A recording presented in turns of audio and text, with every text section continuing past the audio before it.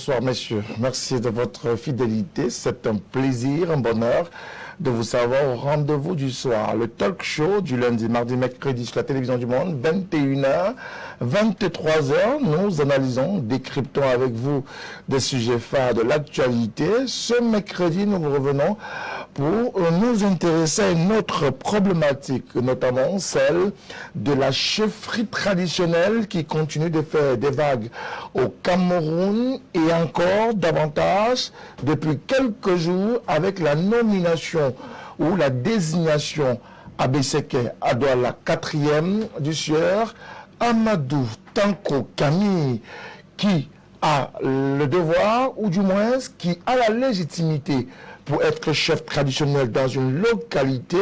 Quels sont les mots de désignation des chefs traditionnels? Pourquoi tant de querelles, tant de bagarres autour de la chefferie traditionnelle dans le littoral et même sur l'ensemble du triangle national? Y a-t-il des enjeux majeurs autour de la chefferie traditionnelle? Et ces hommes ou ces femmes sont-ils encore les gardiens de la tradition? Est-ce que la chefferie traditionnelle vaut encore son pesant d'or? Surtout en ce moment où on parle de démocratie, ou encore en ce moment où on parle davantage de la mise en place de la décentralisation avec son parachèvement lors des élections régionales. La question est au cœur du débat ce soir avec nos invités. Nous ferons le tour de ces différentes questions ou sous-questions qui sont posées dans le cadre du débat.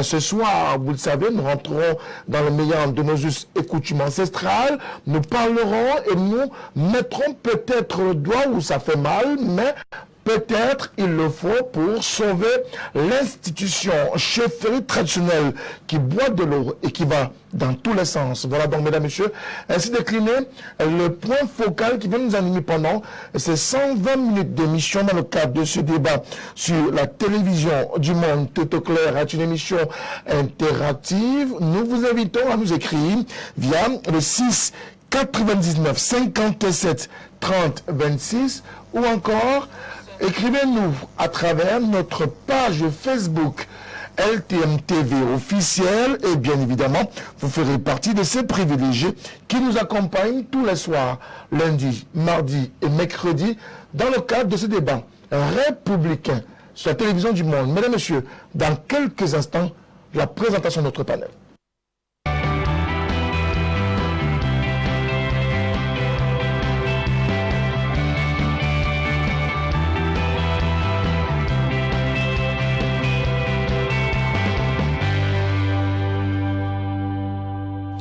Merci de nous retrouver une fois de plus dans le cadre de ce débat citoyen sur la télévision du monde, 21h, 23h, 2 heures d'échange, de débat interactif sur la télévision du monde. Et ce soir, nous vous avons dit, nous rentrons dans les méandres de la chefferie traditionnelle pour comprendre ce qu'il en retourne, pourquoi ces querelles, ces bagarres observées lors des désignations qui a la légitimité d'être chef traditionnel dans une localité, qu'on soit au nord, au sud, à l'est ou à l'ouest du Cameroun. Nous en parlerons ce soir avec nos invités et parmi eux, un universitaire, puisque nous sommes allés le prendre au sein de l'université de Douala. Il est par ailleurs enseignant dans l'université du Triangle National, le docteur Louison Essomba.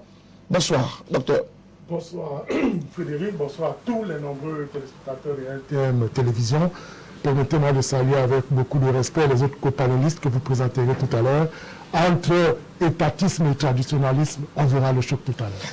Il faudrait surtout qu'on puisse discerner le bon, le vrai, pour éviter toute polémique désormais autour de l'institution de la chefferie traditionnelle au Cameroun. On sait qu'il y a pas mal de querelles autour de cette institution. Un autre acteur qui va nous accompagner ce soir dans le cadre de cette émission, c'est sa toute première dans le cadre de Tout au clair. Il est avocat au barreau du Cameroun, mais par ailleurs, il est militant d'une formation politique, le MRC, pour nous donner cette formation politique. Maître Cheikh Ali Al-Assad, bonsoir. Bonsoir. Merci de nous avoir honorés ce soir. C'est moi qui vous remercie de m'avoir invité pour ce sujet qui est très passionnant et qui est surtout d'actualité. Merci à vous. Vous savez, l'actualité, c'est aussi ces élections régionales qui sont annoncées et les élections qui vont d'ailleurs mobiliser ces chefs traditionnels puisqu'ils font partie du collège électoral. Notre consul... Il n'y aura pas élection. Il n'y aura pas élection? Absolument pas. Sauf à entrer en guerre contre nous. On aura entendu en parler tout à l'heure. Pardon. Notre consultant est là. Abel Limbinole, bonsoir. Bonsoir Frédéric. Merci de nous faire l'honneur et l'amitié d'être avec nous encore ce soir. Merci également de me permettre de participer à cette réflexion qui est extrêmement sensible, comme vous-même vous venez de le dire. Non pas parce que les élections régionales approchent, elles vont avoir lieu, toutes les balises il y a très longtemps qu'elles sont posées pour que, du point de vue de l'élection proprement dite, les choses se déroulent à peu près normalement comme quelqu'un comme moi je l'aurais souhaité, avec une place réservée aux autochtones de chaque région. Le conseil régional a deux collèges en quelque sorte, ou bien les conseillers régionaux sont issus, ils ont deux sources, et l'une d'elles c'est le commandement traditionnel. Justement. Et à l'intérieur du commandement traditionnel, le législateur et le constituant ont pris la peine de baliser les choses de telle sorte que, en réalité, il n'y aura pas de désordre à ce niveau. Néanmoins, la question se pose.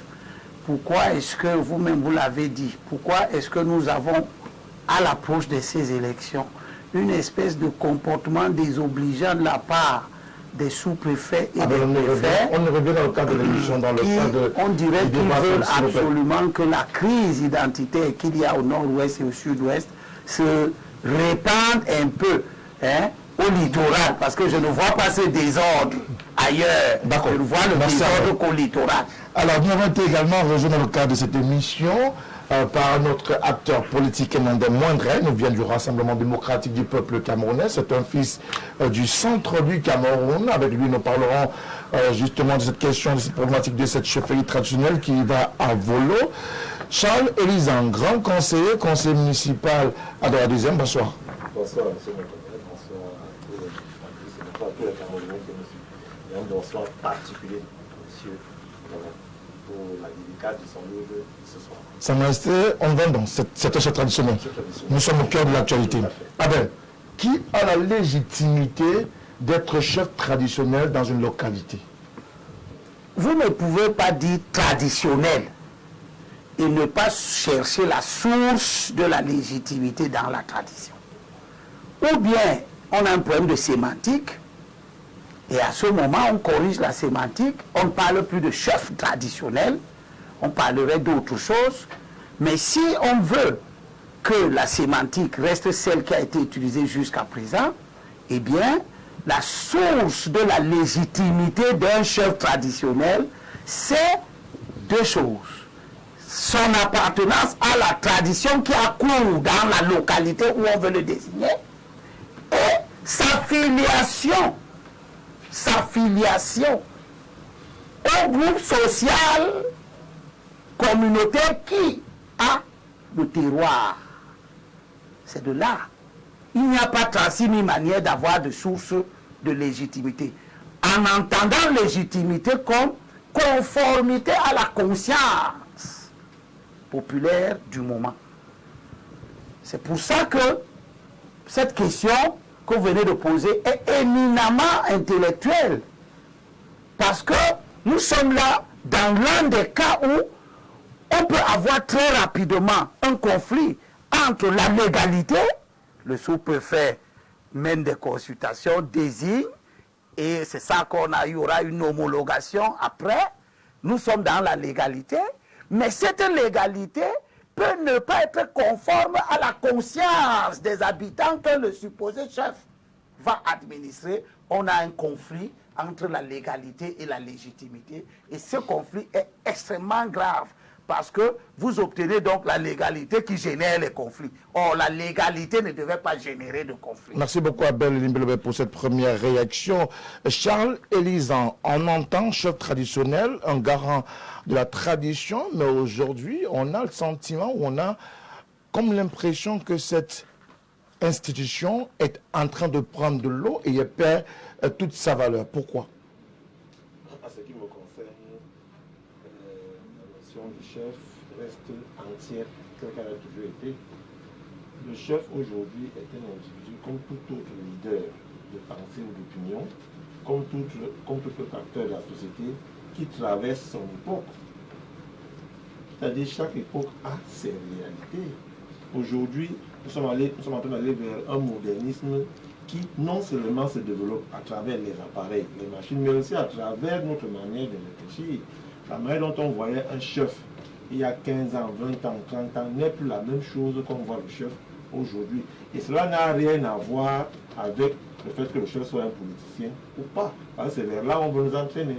Le chef est resté le chef parce que le même décret qui fixe la force d'un chef, qu'il soit à premier et deuxième degré, est le même décret qui continue aujourd'hui. Et le chef, c'est la filiation se transmet de manière familiale, mais entériné par un arrêté, quoi, préfectoral, de doctrine durable, de manière légale, comment il en est. Mais à ce qui me concerne, un chef reste un chef. Et pourquoi moi je pense que c'est à nous, population, de respecter le chef, et au chef aussi de montrer tout ce qu'il y a à faire pour qu'il soit respecté. Parce que ce n'est pas parce que moi je ne manquerai pas de respect à un chef parce qu'il est dans un autre parti politique. Non, le chef reste le chef. Il faut bien qu'on fasse cette distinction énorme entre le chef qui est un homme politique, le chef qui est un auxiliaire d'administration et le chef qui est le garant des traditions. Il reste le garant des traditions, quoi que faisant la politique. Et je continue à me poser une question qui est simple. Pourquoi est-ce que un chef, comme par exemple le roi Sultan Bobondjola, est respecté de tous ses fils du Noun, qu'il soit de n'importe quel bord politique, qu'il soit de n'importe quelle aisance sociale, qu'il soit de n'importe quelle obédience religieuse, mais quand il arrive devant le chef Momondjola, il se coupe, il donne tous ses attributs, malgré qu'il soit le patron régional du RDPC. Quand on sera fait ce distinguo, le chef a pris sa place et restera le chef. Le chef a-t-il toujours sa place au sein de notre société tous les jours? Ça dépend de ce qu'on entend par cette question. Le chef traditionnel, ça fait partie de notre héritage. Aujourd'hui, nos parents, nos grands-parents, nous avons toujours eu des institutions traditionnelles.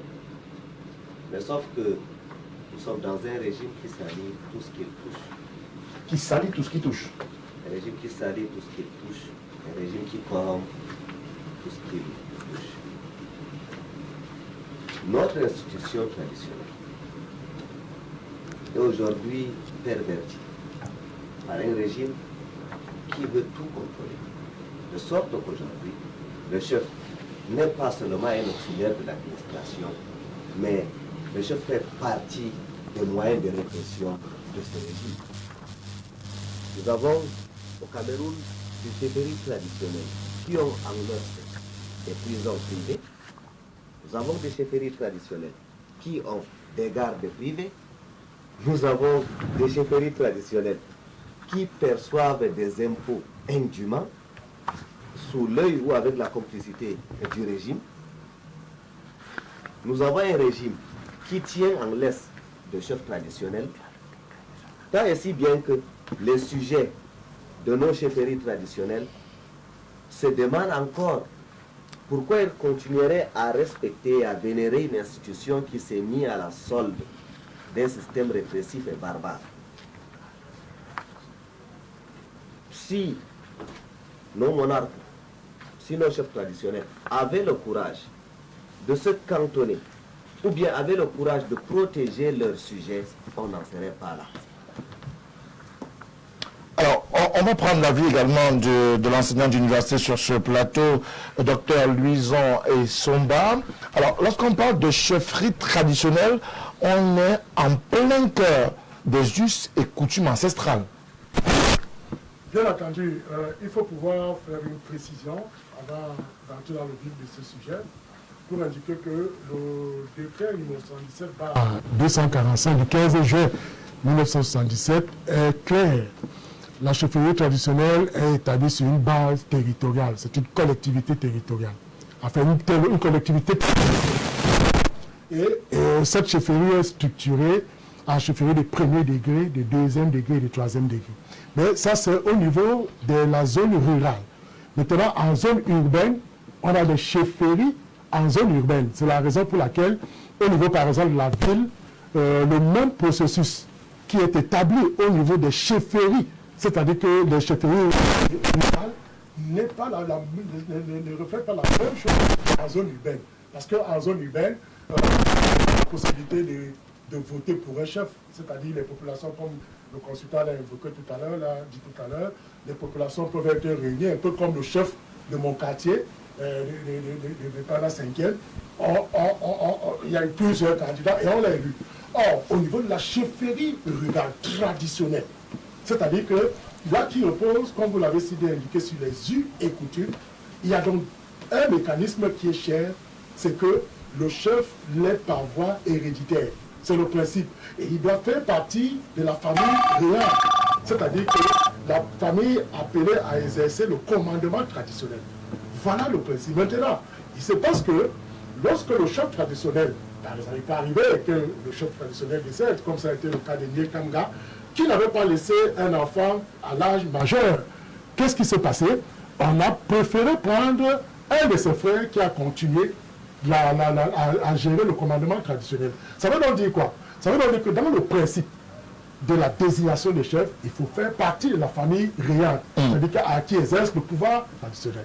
Maintenant, dans l'affaire de Sombama Antoine, le juge est un peu allé plus loin. Il dit, le principe c'est qu'on peut partir de la famille réelle, mais exceptionnellement, on peut, si on fait partie de la tribu ou de l'ethnie, on a les possibilités de devenir chef.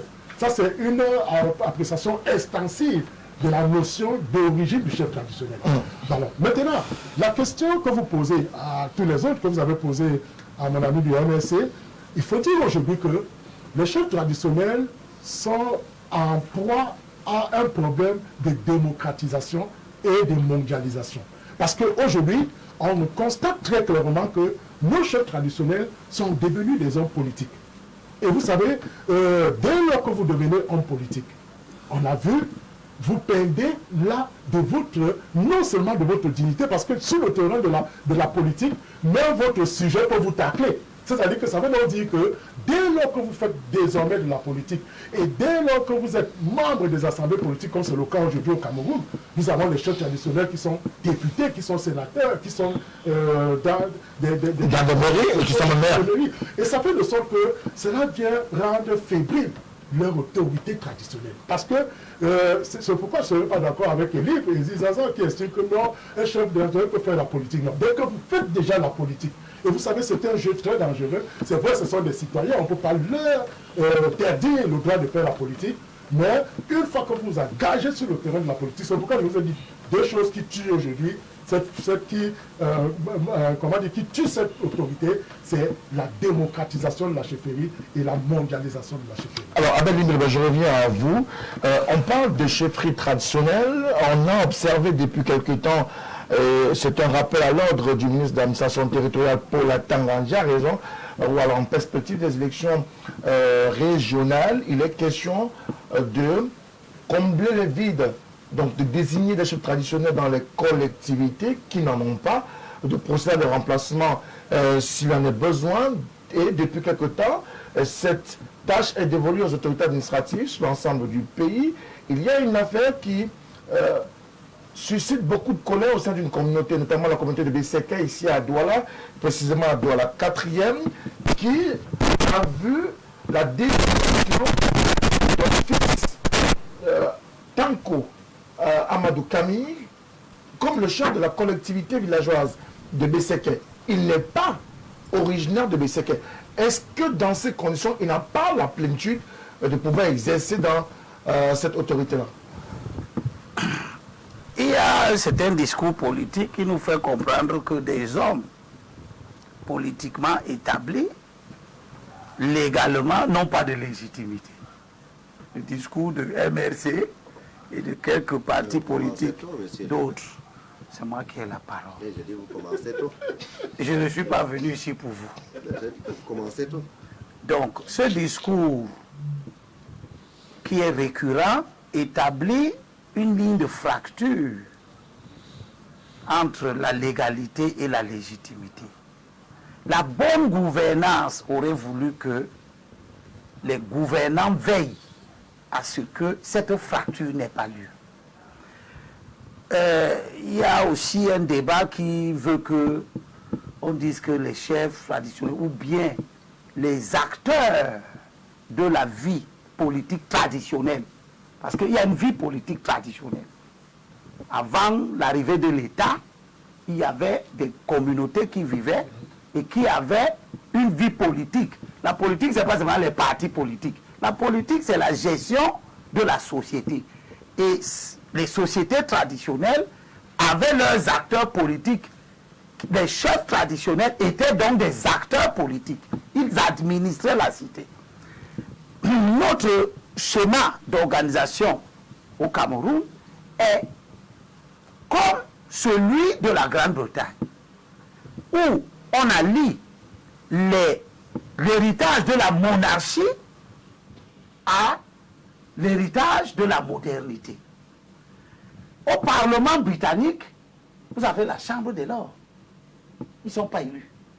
Ils sont désignés par le monarque pour siéger au Parlement, là où se décident les affaires de la Grande-Bretagne. À côté, vous avez la Chambre des députés des communes, qui eux sont élus au suffrage universel. Et ce sont ces deux entités-là qui font la vie politique britannique. Et il n'y a pas de problème là-bas. Mais quel rapport avec le sujet, la question que je vais poser? Pour dire donc que... Je me le demande aussi. Ce que vous vous demandez dépend de votre cerveau. Il y a un rapport. Cerveau d'excellente qualité en passant. Ben écoutez, je ne suis pas dans votre tête. Il y a un rapport, monsieur Moutoué. Donc, Il y a un rapport. nous au Je Cameroun, comprends très bien. nous avons choisi d'allier la vie politique démocratique moderne avec la vie politique traditionnelle. C'est en ce sens que la Constitution de 1996 est une grande avancée. Elle a voulu qu'il y ait dans la décentralisation la représentation du commandement traditionnel au niveau régional. C'est une alliance entre ces deux sources politiques, la source démocratique qui va permettre d'élire les représentants des départements, donc enfin, on les appelle dans la Constitution et dans le Code électoral les délégués des départements. Ils seront 70 dans chaque région. Et à côté d'eux, il y a le commandement traditionnel qui n'a pas sa source démocratique. C'est les électeurs du commandement traditionnel ne sont pas eux-mêmes des élus. Ils sont des chefs traditionnels de premier, deuxième, troisième degré, autochtones de la localité.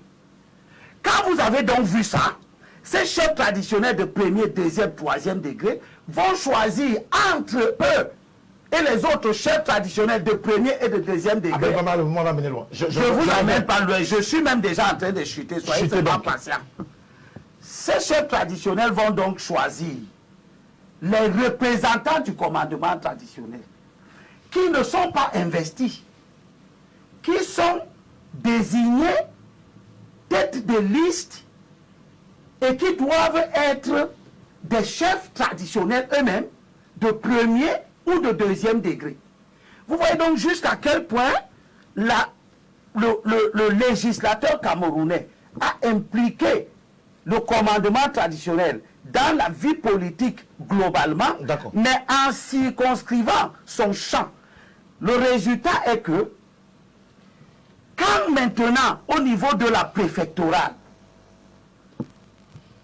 où le gouvernant, par des décrets, a estimé que c'est les représentants de l'État qui devraient désigner les chefs traditionnels.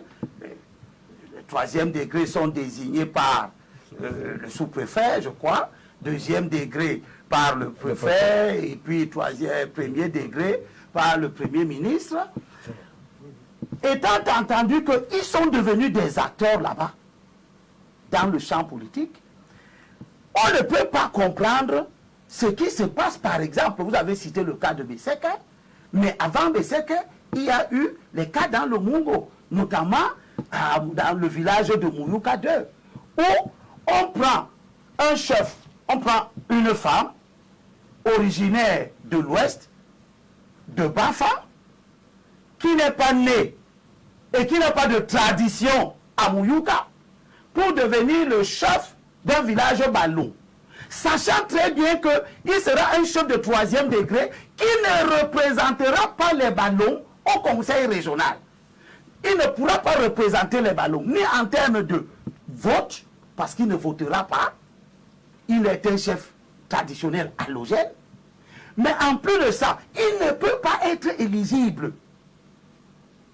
Il ne peut pas être éligible. Parce que la manière dont le législateur camerounais a structuré l'éligibilité du chef traditionnel est telle que, puisque ce sont les autochtones qui votent, si vous n'êtes pas autochtone, vous aurez très peu de possibilités d'être élu. Quel est donc l'intérêt d'allumer des conflits politiques comme ceux qu'on allume à Mouyouka, comme ceux qu'on vient allumer à Beseke?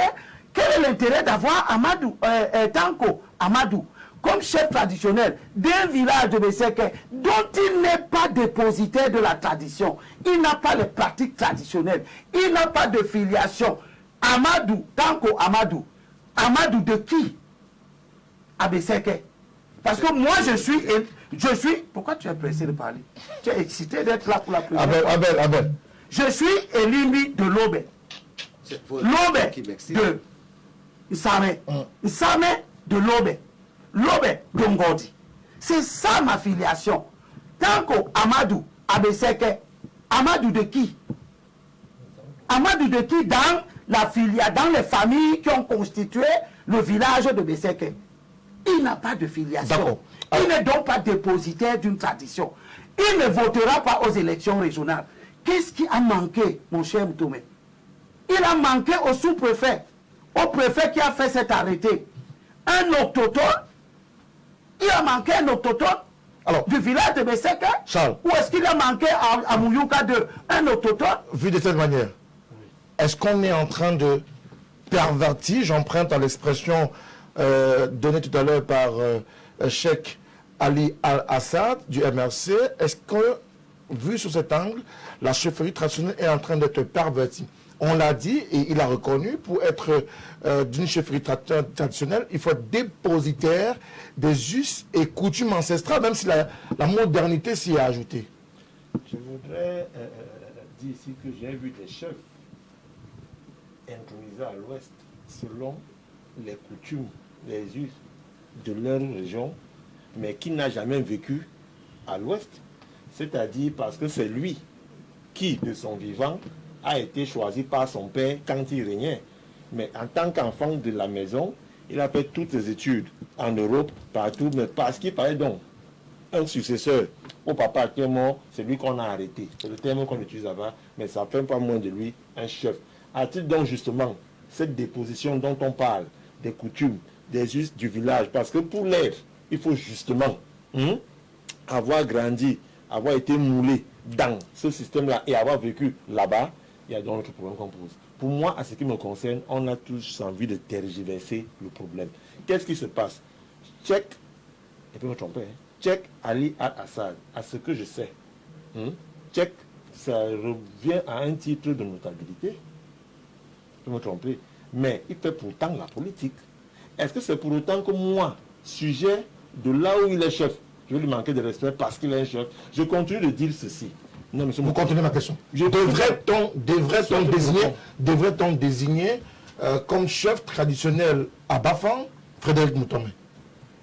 Comme c'est le cas à Beseke, comme c'est le cas à Mouyouka, comme c'est le cas dans le Mungo je vous ai dit que, à ce qui me concerne, l'époque épouse ses réalités.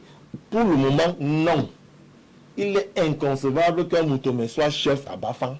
Tout comme il est inconcevable que Tanko soit chef à la... C'est pas normal. S'il faut parler justement du respect des us et coutumes. Vous voyez un Zang, l'amido, ça va donner quoi? Vous voyez un Zang, chef supérieur à Baham, ça va donner quoi? Non. À un moment donné, il faudrait bien que nul ne se prépare de ses propres turpitudes. Je dis ceci, il faut à un moment donné qu'on arrête cela et qu'on sache respecter les uns et les autres. Le prince de Monaco est un chef. Mais il est respecté par tous ces sujets qui sont et de son parti, qui votent et non de son parti. Oui. Le pape est un chef. Mais il est respecté de tous ses ouailles. Donc à un moment donné, il faut qu'on surmonte cela et qu'on arrête de faire croire que parce qu'un chef serait à la solde, par exemple, du RDPC, qu'on ne va pas le respecter parce qu'il est du RDPC. Tout comme Sa Majesté Bilo Efa, que moi je respecte, fut-il du MRC. Donc à un moment donné, c'est ça mon souci. Et je vais terminer par Docteur. Docteur, je ne peux pas être d'accord avec toi quand tu fais comprendre qu'un chef ne peut pas faire la politique et c'est pourquoi on ne va pas le respecter. Tout comme je pourrais aussi dire que les enseignants d'université n'ont pas fait la politique. Est-ce pour autant que quand j'aurai un enseignant d'université devant moi, que je sais que dans nos combats politiques nous y sommes, il peut arriver un jour que ce soit l'étudiant de Maurice, quand tu prends un exemple comme ça, je vais pour autant lui manquer de respect parce qu'il fait la politique? Non. Ce que je fais dans ce qu'on appelle l'éducation des masses. Je souhaite que quelqu'un qui soit chef ou pas, il se retrouve en politique, là-bas c'est la politique, mais le respect doit rester chef et reste pour autant chef. Devrait-on vivre la situation comme celle de Mouyouka où une dame Bafang, originaire, devient chef traditionnel à Mouyouka, dans le département du Mongo? Il y a le même cas dans une autre localité, Mamba, non loin de Mbouroukou. D'ailleurs, ces populations sont allées voir le préfet pour dire non, on ne veut pas de quelqu'un d'une autre ethnie comme chef traditionnel chez nous. Nous avons des enfants, nous avons des fils. D'ailleurs, le chef défunt a laissé un enfant. Est-ce que M. Tanko, c'est un exemple parmi tant d'autres, devrait être le chef de la localité de Besseke, qui est une localité essentiellement constituée de Douala et de Wodi? La réponse est simple. Nous formons une nation. Depuis, j'entends qu'on cite le décret de 1977 relatif à l'organisation, lequel décret était venu remplacer un décret colonial. 1933. Là, un décret a une valeur infralégislative. Ça veut dire qu'un décret n'a pas la force de la loi, c'est en dessous de la loi. La constitution du Cameroun dit que tous les Camerounais sont égaux. Ces histoires où on dit à nos jeunes autochtones, comme se plaît à le dire votre consultant, c'est simple. Les chefferies traditionnelles sont hiérarchisées. Alors, si on prend une parcelle de terre qui est vierge, et qu'on y crée une zone de peuplement, ou bien, lorsque des populations décident que nous voulons telle personne comme chef, c'est simple. Le décret de 77, bien que j'ai peu de respect pour ce décret, dit le chef est désigné en principe, pas obligatoirement. On n'a pas dit que obligatoirement le chef doit être issu de familles régnantes. On dit en principe. C'est-à-dire qu'il est possible qu'on prenne quelqu'un qui n'est pas de la famille régnante. Mais au-delà de tout, au MRC, nous nous insurgeons et nous déplorons les vendeurs politiques qui veulent cataloguer les Camerounais en allogènes, en autochtones. Pour moi, un Camerounais est l'égal d'un autre Camerounais. Qu'on se le dise, qu'on le veuille ou pas, nous formons une nation. Il est hors de question qu'on dise que tel Camerounais n'a pas vocation à accéder à tel ou tel poste. Les chefs traditionnels sont payés par l'argent du contribuable. Et lorsqu'on prélève l'argent du contribuable, on ne cherche pas à savoir si ce contribuable est un Bororo, Bamileke, Beti, Fang ou Boulou. Lorsque vous payez la TVA à 19,25% sur tous vos achats, on ne cherche pas à savoir de quelle tribu vous êtes. Donc, vous avez entendu tout à l'heure le représentant du RDPC, Charles Lisan, le dit. L'amidozan, ça sonnerait pas bien. Ça ne me dérangerait pas. Sur le plan je dis ça, je le dis haut et fort. Et je ne me dédierai jamais. Un Camerounais, en vertu de la Constitution qui consacre l'égalité des Camerounais. Je ne comprends pas d'où est-ce que le tribalisme est encouragé par l'État. Et c'est ce que le président Eli Campo est en train de déplorer. Il a dit, c'est tribalisme d'État. Et vous l'avez constaté. C'est venant du RDPC, du représentant du RDPC, que très intelligemment, de façon insidieuse, on veut s'aimer la graine de la division. En quoi est-ce que je vous suis supérieur? Ou en quoi est-ce que M. Elimbi Lobé m'est supérieur? Nous avons le même certificat de nationalité. Nous payons les mêmes impôts. Pourquoi catégoriser? Moi, j'aurais aimé qu'on dise que M. X a été nommé chef traditionnel et de par ses qualités ou ses compétences, il ne méritait pas d'être nommé à ce poste. Mais pas qu'on dise que M. tel a été nommé chef traditionnel et de par ses origines, il ne le méritait pas. Docteur, ça pose un problème d'éthique, de fondement même de la tradition, de la chefferie traditionnelle, puisqu'en même temps on a comme l'impression qu'il y a une disparité ou il y a une incompréhension entre chefferie traditionnelle et chefferie de troisième degré. Je l'ai indiqué tout à l'heure, M. Frédéric, en précisant qu'il y a les chefferies qu'on peut considérer comme des chefferies villageoises ou rurales. Mais est-ce qu'elles sont différentes de la chefferie de troisième degré? Non, c'est-à-dire qu'en fait, les chefferies de troisième degré sont celles qui peuvent se retrouver au centre d'un territoire, j'allais dire d'un arrondissement. Parce que pour qu'on ait une chefferie de premier degré, il faudrait qu'on ait deux chefferies de deuxième degré. C'est-à-dire que deux chefferies de deuxième degré et la chefferie de premier degré, justement, couvrent ces deux chefferies de deuxième degré. Pour qu'on ait une chefferie de deuxième degré, il faudrait qu'il y ait 3 chefferies de troisième degré. Vous voyez un peu comment c'est organisé. Alors, là n'est pas forcément le problème. On peut dire que la chefferie de troisième degré est au-dessus de la chefferie villageoise. Oui, non, je viens faire une précision pour dire que le décret de 77 est clair. C'est-à-dire, on distingue les chefferies des zones villageoises et les chefferies en zones urbaines. Et c'est la raison pour laquelle l'article 8 du décret de 77 est clair. Cet article dispose que les chefs sont issus en principe des familles réelles, c'est-à-dire issus du commandement traditionnel. Un peu comme on l'a vu à Banjoun. Jomo Kamga prend le pouvoir parce que, en fait, son frère Nye Kamga, au moment de son décès, justement, il décède de la circulation, il n'avait pas laissé, il meurt inteste, c'est-à-dire sans laisser un testament. Alors, qu'est-ce qui se passe? Son fils a 5 ans. On estime qu'à 5 ans, on ne peut pas lui donner la possibilité de gérer une chefferie, puisque les chefs aujourd'hui passent des contrats, et à l'âge de 5 ans, il ne peut pas le faire. Alors, qu'est-ce qui se passe donc? Les notables décident donc, au lieu d'assurer le principe de l'hérédité, c'est-à-dire remettre la chefferie au fils qui a 5 ans, ils ont préféré jeter leur dévolu sur le frère de Nyekanga, qui est Jomo Kanga. Voilà comment il devient chef. Donc cela veut dire que dans l'interprétation de la loi, le principe c'est que le chef peut venir de la famille réelle. Mais maintenant, exceptionnellement, le chef peut venir d'ailleurs. Et même d'ailleurs, à partir d'un principe qui est un peu comme on a vu en ville tout à l'heure. Je vous ai dit qu'à Douala 5e, mon chef de troisième degré ici, considéré comme troisième degré, a été voté. Et c'est un Bamileke. Vous voyez, il se trouve dans une zone justement où il y a une cosmogonie, c'est-à-dire que où plusieurs groupes ethniques, pas forcément les Bamileke, où nous sommes, il y a les Douala, il y a les Bassa, il y a toutes les communautés qui y vivent. Donc ça veut donc dire quoi? Simplement que la loi elle-même entretient une confusion, une certaine opacité.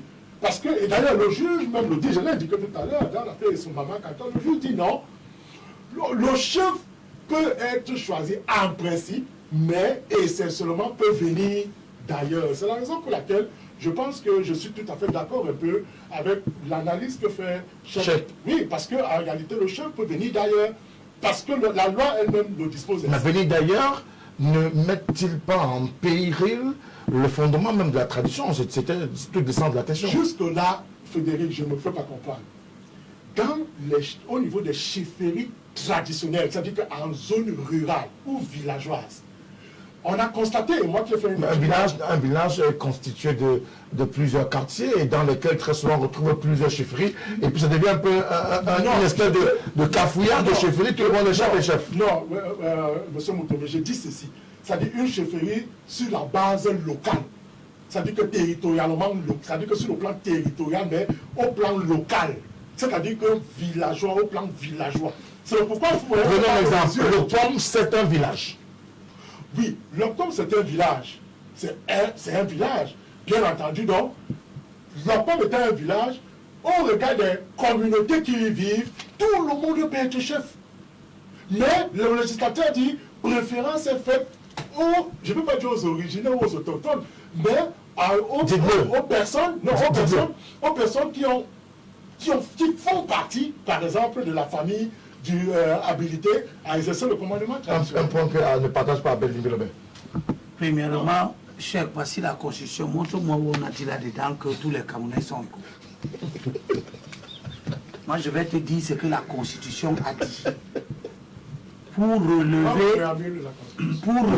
Je suis juriste. Pour relever la manipulation, la volonté de manipuler ceux qui nous écoutent par des techniques de troncage des textes. Quand vous citez un texte, citez-le en entier. Ne prenez pas un morceau qui vous arrange. Il n'est même pas dit dans la Constitution du Cameroun, tous les Camerounais sont égaux. Oui, ça n'existe pas. Ce qui est dit, c'est que tous les hommes sont égaux en droit et en devoir. C'est différent de tous les Camerounais sont égaux. On a dit le champ de l'égalité. C'est l'égalité des droits et l'égalité des devoirs. Ça veut dire que autant je peux avoir le droit d'être chef dans ma communauté, autant toi tu as le droit d'être chef dans ta communauté. On n'a pas dit que tu as le droit d'être chef dans ta communauté et dans ma communauté, dès lors que c'est une chefferie traditionnelle et que ces deux communautés n'ont pas les mêmes traditions. Deuxième chose, j'ai entendu une autre chose qui relève de la même bêtise. Tous les Camerounais sont partout chez eux. On n'a jamais dit ça. C'est même écrit nulle part. Il n'y a aucune loi au Cameroun qui dit que tous les Camerounais sont partout chez eux. C'est faux, ça n'existe pas. C'est des amalgames que les manipulateurs, incantateurs professent partout. Ce qui est dit, c'est que tout homme a le droit de se fixer en tout lieu et de se déplacer librement sous réserve des prescriptions légales relatives à l'ordre, à la sécurité et à la tranquillité publique. Si vous enlevez toutes ces conditions-là, vous faussez l'esprit de ce que le législateur dit. Vous n'êtes pas partout chez vous. Vous êtes partout, vous avez la liberté de vous installer partout. Ça ne veut pas dire que vous êtes partout chez vous.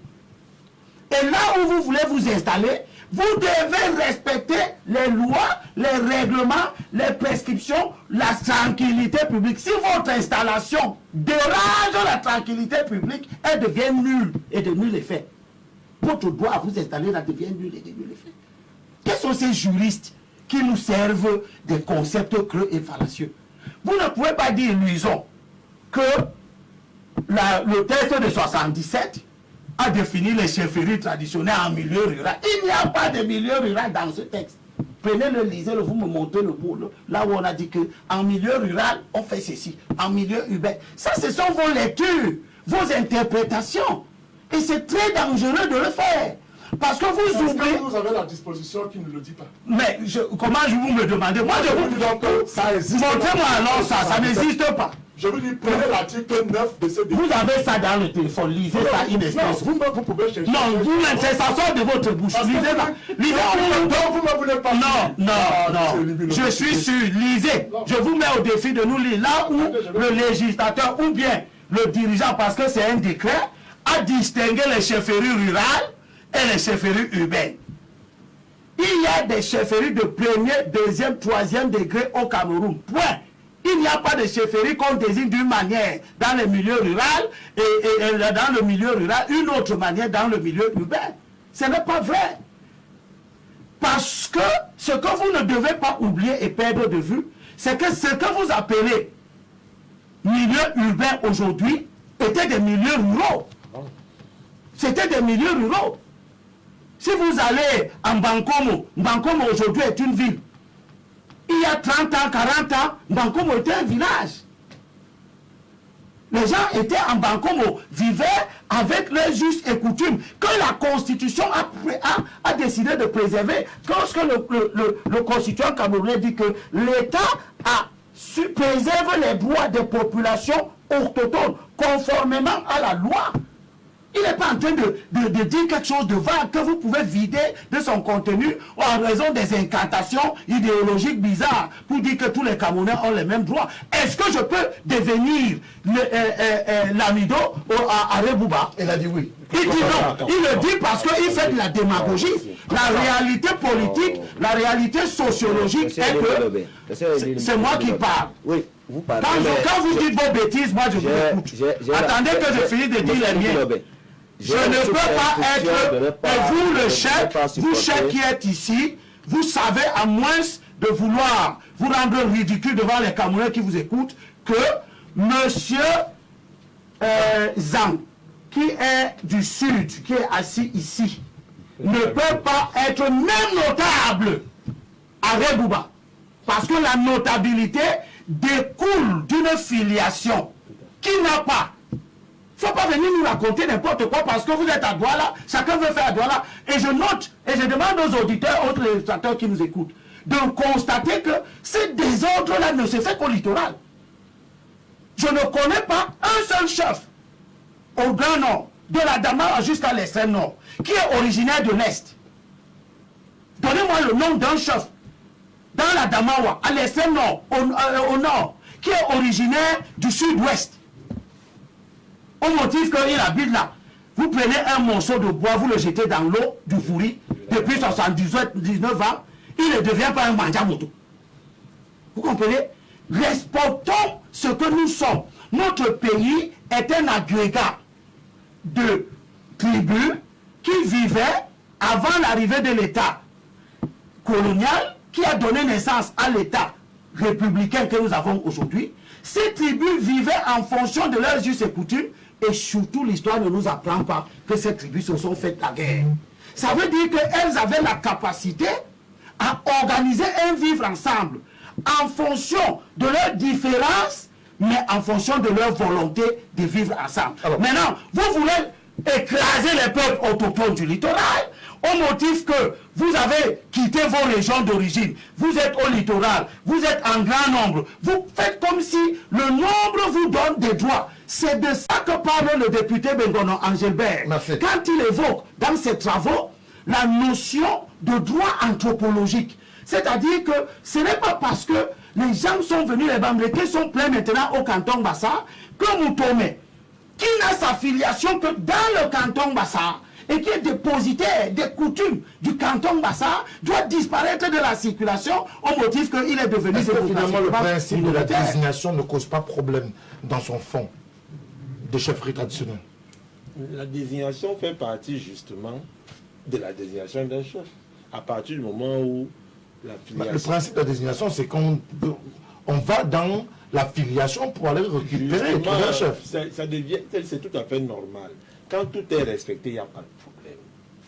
C'est parce que quand celui qui est là au moment donné, il faut d'abord qu'on comprenne que l'histoire, on ne se querelle pas avec Dieu. On ne se querelle pas avec la nature et l'histoire est têtue. Et ses faits sont sacrés. Si je suis arrivé à Douala, de par mon grand-père qui était douanier, qui s'appelait Nkoulou, qui est allé au nord, parce qu'il était douanier, qui est allé au nord, a fait 13 ans, il n'a jamais été notable dans le quartier où il vivait à Mora, qui est allé à Nebel, hein, il a pu devenir notable du quartier là-bas parce que Douala est devenu un fourre-tout, qui est aujourd'hui, que j'en sois aujourd'hui en Godi Bakoko, où il y a une chefferie, à Yatika, où il y a une chefferie, et je ne serai jamais notable au même titre qu'un Essombe ou alors un Moukori qui habite là-bas. Il faut à un moment donné que les gens arrêtent d'interpréter les textes comme ça les arrange quand ils auront leur république. Et quand ils auront leur assemblée nationale, ils feront les lois et les textes comme ça les arrange. Pour le moment, on respecte ce qui est écrit. Que M. Cheikh, qui sont dans la drague perpétuelle du peuple camerounais, je ne serai jamais, je dis bien jamais, peut-être dans 3-5 siècles, l'Amido, là-bas, à Gaoundéré, ou à Garoua, il dit jamais. Un Zang là-bas, ce n'est pas pour le moment. Peut-être dans 7 siècles, dans 11 siècles, pour le moment, ce n'est pas ça. Il faudrait donc qu'on respecte. Vous garantissez que dans 7 siècles, vous le serez. Justement, attendons dans 7 siècles. Mais pour le moment, respectons ce que le législateur dit. Et quand justement il y a désordre, parce que c'est eux qui veulent apporter le désordre, il faut qu'on respecte les textes. Il est clair qu'il y a un déséquilibre. Le problème de fond est là, mon tonnerre. Pourquoi les gens veulent fuir le problème de fond? Pourquoi nous voulons fuir le problème de fond? Le problème de fond est clair. La ville de Douala et ses environs est devenue le fourre-tout de tous les aventuriers politiques. Et comme la politique est devenue le transporteur de tout le monde, chacun y entre et chacun vient déverser ce qu'il veut. Non! Il faut à un moment donné qu'on sache que cette ville nous a reçus et qu'on doit respecter ses us et ses coutumes. Il est donc clair que moi, Zang, je ne suis pas d'accord quand je pense que... mais c'est que... C'est-à-dire, si on arrive à Yatika et que le chef devait s'appeler son maire, que le chef se retrouve à s'appeler Cheikh Ali Assad, non, il y a un problème.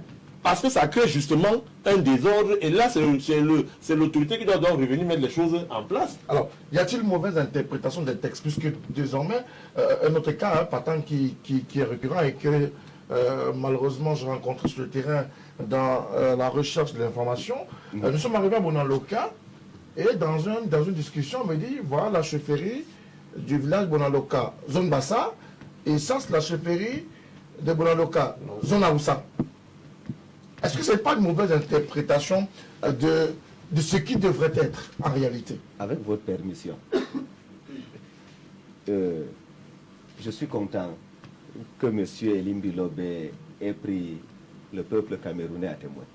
Je suis fier de ce peuple qui lui a montré lequel cas ce peuple fait de ses opinions.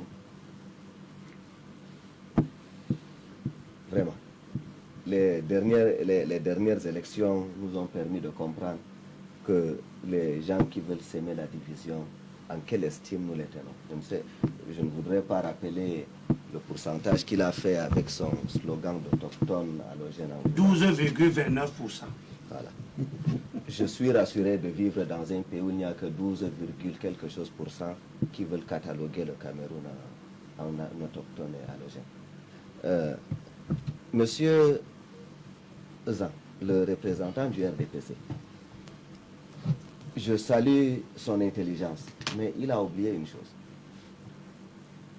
La désignation d'un chef traditionnel, la loi dit quoi? Qu'est-ce que la loi dit? La loi dit l'autorité administrative procède aux consultations nécessaires.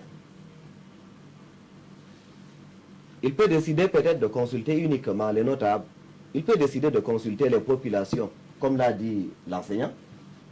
La loi n'a pas dit qu'on consulte les notables. La loi n'a pas dit qu'on consulte les populations. La loi a dit aux consultations nécessaires. C'est-à-dire, dans l'esprit du rédacteur du décret de 1977, il appartient à l'autorité administrative de faire preuve de sagesse et d'intelligence dans le processus de désignation d'un chef traditionnel.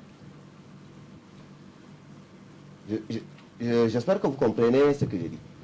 Lorsque le décret de 77 dit l'autorité administrative procède aux consultations nécessaires,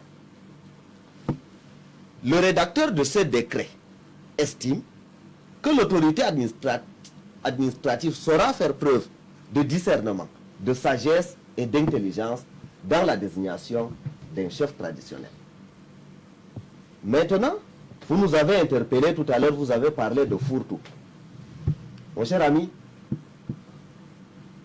je ne suis pas l'avocat du Nord ici.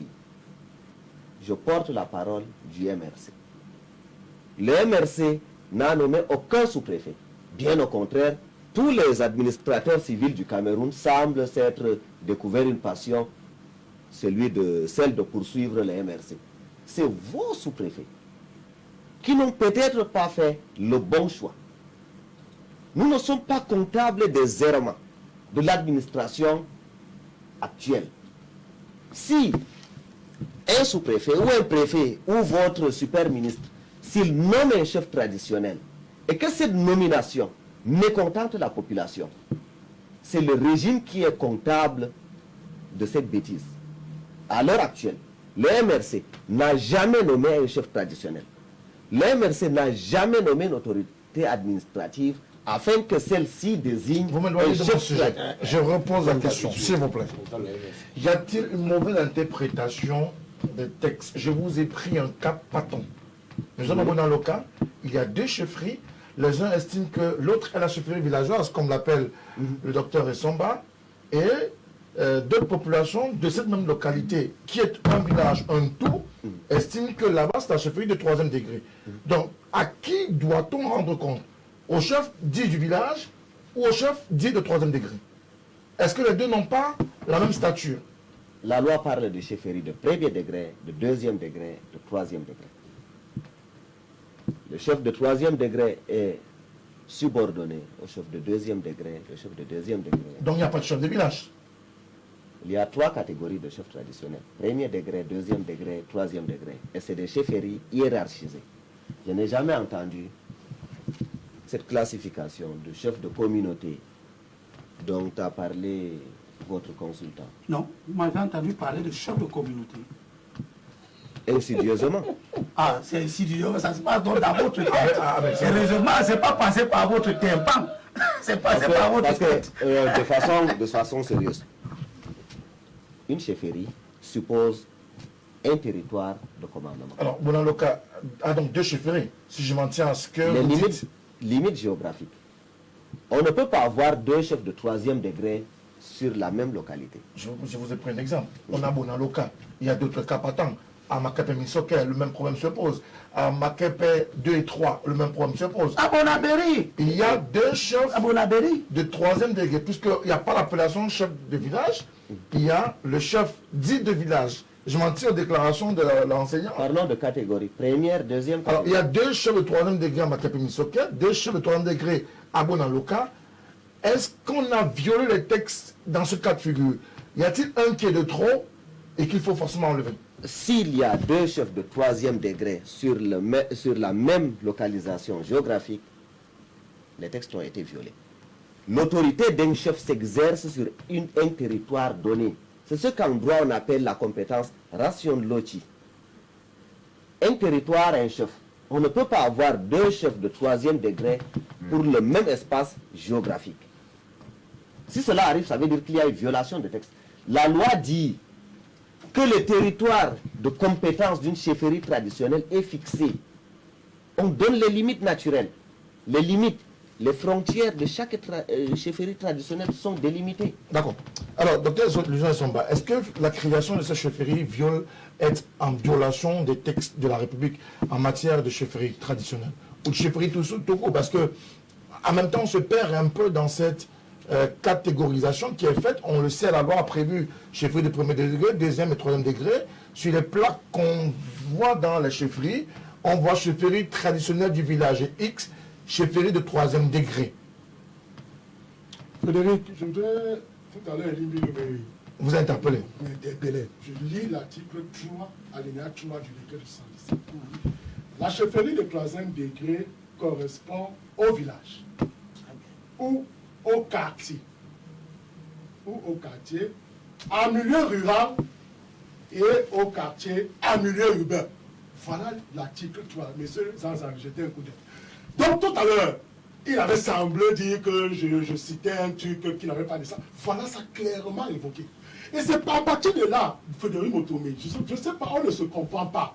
Je prends l'article 8 de ce même décret. Regardez. Puisqu'il y a beaucoup de confusion sur le terrain. C'est pas de la confusion que nous on comprend davantage. C'est donc pour dire quoi? C'est donc pour dire l'article 8 dit quoi? Bon, l'article 8, ici, c'est pour la désignation. Article 8. Les chefs traditionnels sont en principe, choisis au sein des familles appelées à exercer coutumièrement le commandement traditionnel. Maintenant, bon, l'article poursuit, les candidats doivent remplir les conditions d'aptitude physique et, bien entendu, requises et savoir autant que possible lire et écrire. Alors, ça veut dire quoi? Ça veut dire que, M. Frédéric Motomé, en zone urbaine, les chefferies qui sont considérées comme de 3e degré en zone urbaine, en réalité ne respectent pas le même processus de désignation qu'en zone rurale. Parce qu'en zone urbaine, tout le monde, j'ai dit ça, je l'ai évoqué tout à l'heure, moi je viens d'un quartier où il y a une hétérogénéité de populations, de communautés qui vivent. Mais le chef qui a été choisi là-bas était monsieur, c'est un Bamileke. Comme avant lui, c'est un Bassa qui a occupé le poste. Donc c'est pour dire quoi? C'est pour dire que les considérations qui sont justement articulées sur les chefferies de deuxième, troisième, le premier, deuxième, troisième degré en zone villageoise ou rurale ne sont pas les mêmes processus. Je vais vous dire, le fils Mebengo, sous-préfet de Bomono. Vous avez vu, il est parti du principe de l'article 8, c'est-à-dire il a dit, je veux, avant toute candidature, je veux d'abord ceux qui font partie en principe de la famille réelle. Et c'est comme ça qu'il a rétabli la lignée. Mais s'il n'y avait donc pas cette lignée qui devait être rétablie, ça veut dire que le chef devait venir n'importe où. C'est-à-dire qu'on devait prendre quelqu'un pour forcément qui n'est pas de la communauté Bomono et l'élire comme chef traditionnel de ce côté-là. Donc voilà la précision qu'il faut faire aux téléspectateurs. C'est pour dire que notre loi, en réalité, et là je l'avais évoqué, mon mémoire porte sur la désignation des chefs traditionnels. J'avais fait cette proposition que le décret de 77 est déjà ne respecte plus les évolutions, qu'il faudrait l'adapter à l'évolution du temps, parce qu'il y a beaucoup de choses, et peut-être Elisa l'a évoqué tout à l'heure. C'est pourquoi dans mon propos à l'entame de cette émission, je vous dis bien que la fébrilité de nos chefs traditionnels part désormais du fait qu'aujourd'hui on a démocratisé la chefferie, on a mondialisé la chefferie. D'où aujourd'hui, et je dis toujours que je ne peux pas être d'accord avec Elisa quand il estime que non, le chef qui fait la politique doit être respecté. Non, je dis déjà que en faisant la politique, il entre en duel avec ses propres sujets. Et vous savez, en politique, on peut se permettre les coups même les plus bas. Et en ce moment-là, le chef paie, donc je dis bien, paie de sa dignité et de son autorité parce qu'il est entré dans la politique. Moi, c'est vraiment ce que Doki me le dit. Quand je redis mon mémoire, je m'avais le voir à Bamendjou. Il me dit, monsieur le doctorant, sachez qu'un chef qui fait la politique doit désormais savoir que son autorité traditionnelle est désormais en la politique. Bon, moi je ne sais, c'est vous qui non, peut-être... Non, je ne fais pas la politique. Ah ben, moi, vous devez respecter ou non, vraiment. Non, moi, vous avez décidé de choisir les chefs que vous avez respectés ou pas. C'est comme ça que vous avez choisi. Non, monsieur Denis, je fais une précision. Très rapidement. Vous avez décidé de choisir les chefs que vous devez respecter. Ceux qui font la politique, mais vous le respectez. D'autres font la politique, mais vous ne le respectez pas. C'est un choix simple. Pour qui, monsieur Zahra? Nous avons en réalité deux types de Le peuple camerounais décide qui on respecte, qui on ne respecte pas. Nous avons en principe deux types de chefferies au Cameroun. Les chefferies à autorité renforcée et les chefferies à autorité relativisée. Et quand nous prenons ces chefferies à autorité renforcée, il y a bien entendu les chefs de l'Ouest et les chefs du Septentrion. C'est-à-dire que les Lamidas et autres. Alors quand nous prenons les chefferies à autorité relativisée, c'est un peu les chefs du centre et du sud, qui sont un peu comme moi dans l'Ombang. Notre chef n'a pas le même respect que Sokudjou à Bamendjou ou bien l'autre, le chef de Banjoun, je vais le citer. Kanga. Voilà, Djubo Kanga. Et à partir de là, on se rend bien compte que la question de la chefferie traditionnelle aujourd'hui devient une question sensible. Même le décret de 77 dispose que les chefs traditionnels sont des auxiliaires de l'administration. Voilà où tout le problème part sur les questions de chefferie. Ah ben, qu'est-ce qui fait finalement problème au sein de la chefferie traditionnelle? La désignation, la terminologie, quel est le problème? Où se trouve l'ambiguïté? La loi est claire dans l'article 3. Elle dit que dans les milieux ruraux, c'est le village qui est le territoire d'un chef de 3e degré. Dans les milieux urbains, c'est un quartier. Et Luison estime que ça ouvre la porte à des ambiguïtés. Il n'y a pas d'ambiguïté. Quand on veut être honnête, quand on est au-dessus de la corruption, il n'y a pas d'ambiguïté. Il y a des réalités. Tout à l'heure, tu as même contesté qu'il n'avait pas de chefferie en zone urbaine ou en zone rurale. Non, c'est pas ce que j'ai dit. Oui, mais c'était la constatation que tu as la levée. loi a dit que les chefferies en zone rurale étaient différentes des chefferies en zone urbaine. Et tu ne m'as pas montré cette différence. Non, comme... Elle n'est pas dit, il n'y a pas, non, il n'y a pas de différence. Mais c'était que tu... Et le mode de désignation, non, le mode de désignation non plus n'est pas différent. On ne vous a pas dit que dans un quartier, il n'y a pas de famille régnante. Est-ce que c'est ce qu'on vous a dit? Et ça, c'est ce que le législateur dit. Un quartier à Douala, c'est quoi? Daïdo, c'est quoi? C'est quoi? C'est une ville? C'est un quartier? Daïdo, c'est quoi à Douala? Ou Aqua, c'est quoi? Aqua, pour le législateur, est à la fois dans la pratique des chefferies, Aqua a un chef de premier degré.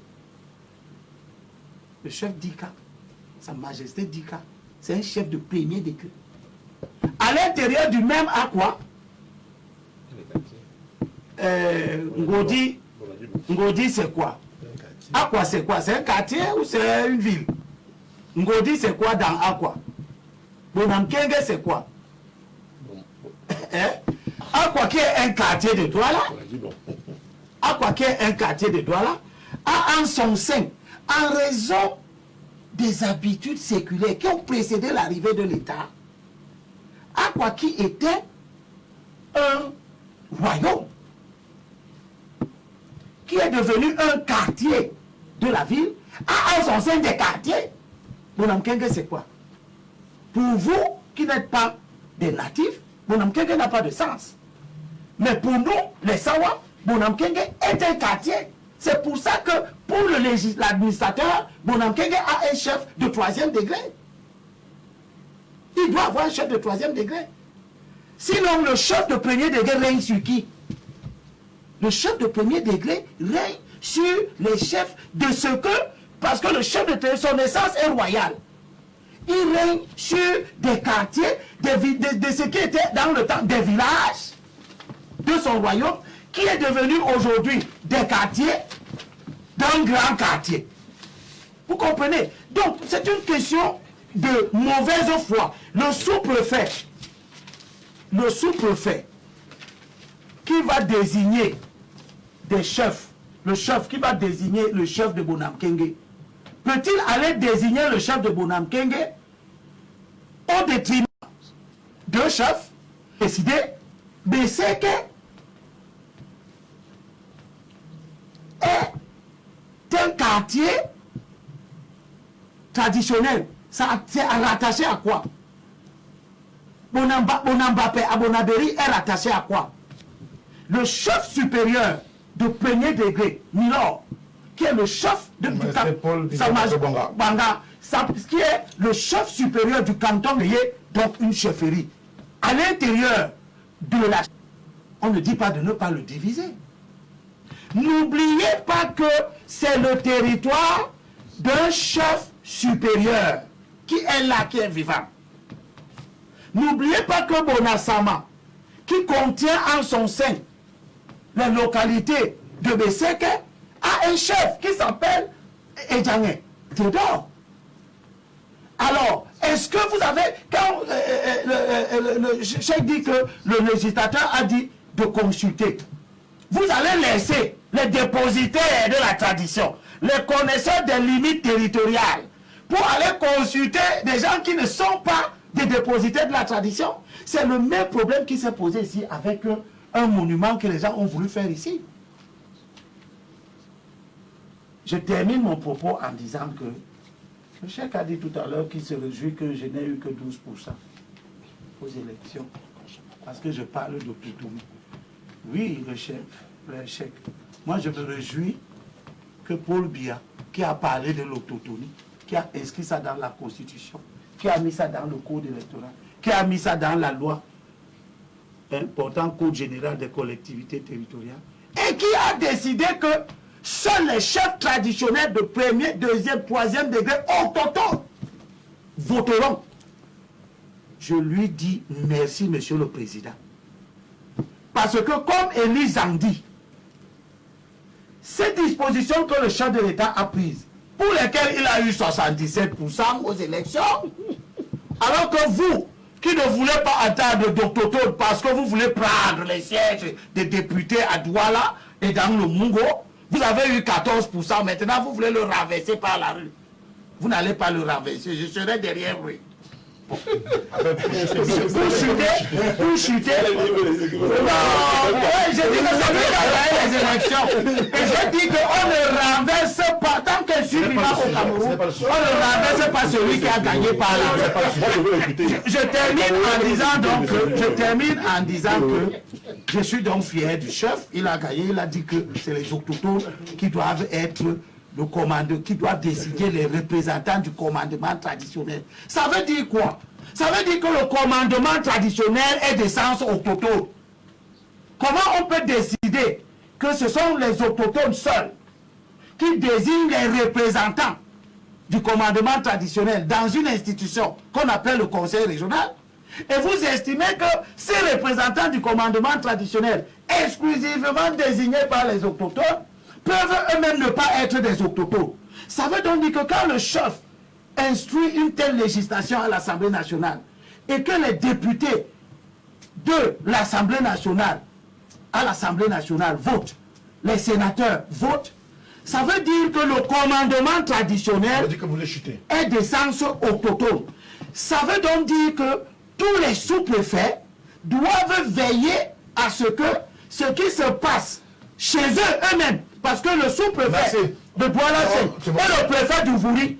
Ils ont leur village. Là-bas, ils n'ont pas désigné des nordistes ou des dédiés ou des Siosa. C'est à Douala, c'est à le Bongo qui viennent désigner les gens qui ne sont pas au On voit Congo. bien la contradiction. Nous pensons que de telles dérives. Est-ce que finalement Douala est le champ par excellence? S'il vous plaît. Chèque, merci. Non, on n'est pas dedans. Ça, c'est des choses. C'est son point de vue. Vous êtes venu nous dire des comment on appelle ça, la rhétorique démagogue, que je peux être chef, je peux être l'amido dans le Nord, tout en sachant que c'est faux, parce que ça va créditer l'idée que toi tu sois député à Douala. Merci beaucoup, Abel. Alors, nous parlons toujours de cette question. Est-ce que nos autorités administratives jouent au jeu de la manipulation dans la gestion des collectivités ou des chefferies traditionnelles? Je vous ai dit ici que je ne fais jamais les procès en sorcellerie. Ne faites pas procès en sorcellerie, mais tout à l'heure, Cheikh vous a dit que ce sont vos sous-préfets, vous direz RDPC. J'accepte. J'accepte. Je suis arrivé à un niveau avec le MSO, j'accepte tout. C'est-à-dire, sauf céder le pouvoir. Est-ce qu'on cède le pouvoir? Est-ce que j'ai arraché? Paul Biya était assis, je lui ai donné. Et c'est des choses, vous avez dit ici qu'on ne se querelle pas avec Dieu. C'est pas la question. C'est pas la question. Je ne sais pas répondre, non? Oui. Vous êtes comme l'enseignant qui a posé une question à l'enfant, il a dit, regardez, c'est mettez zéro après. Ça ne l'empêchez pas de répondre. Laissez-moi répondre. Pardon. Voilà.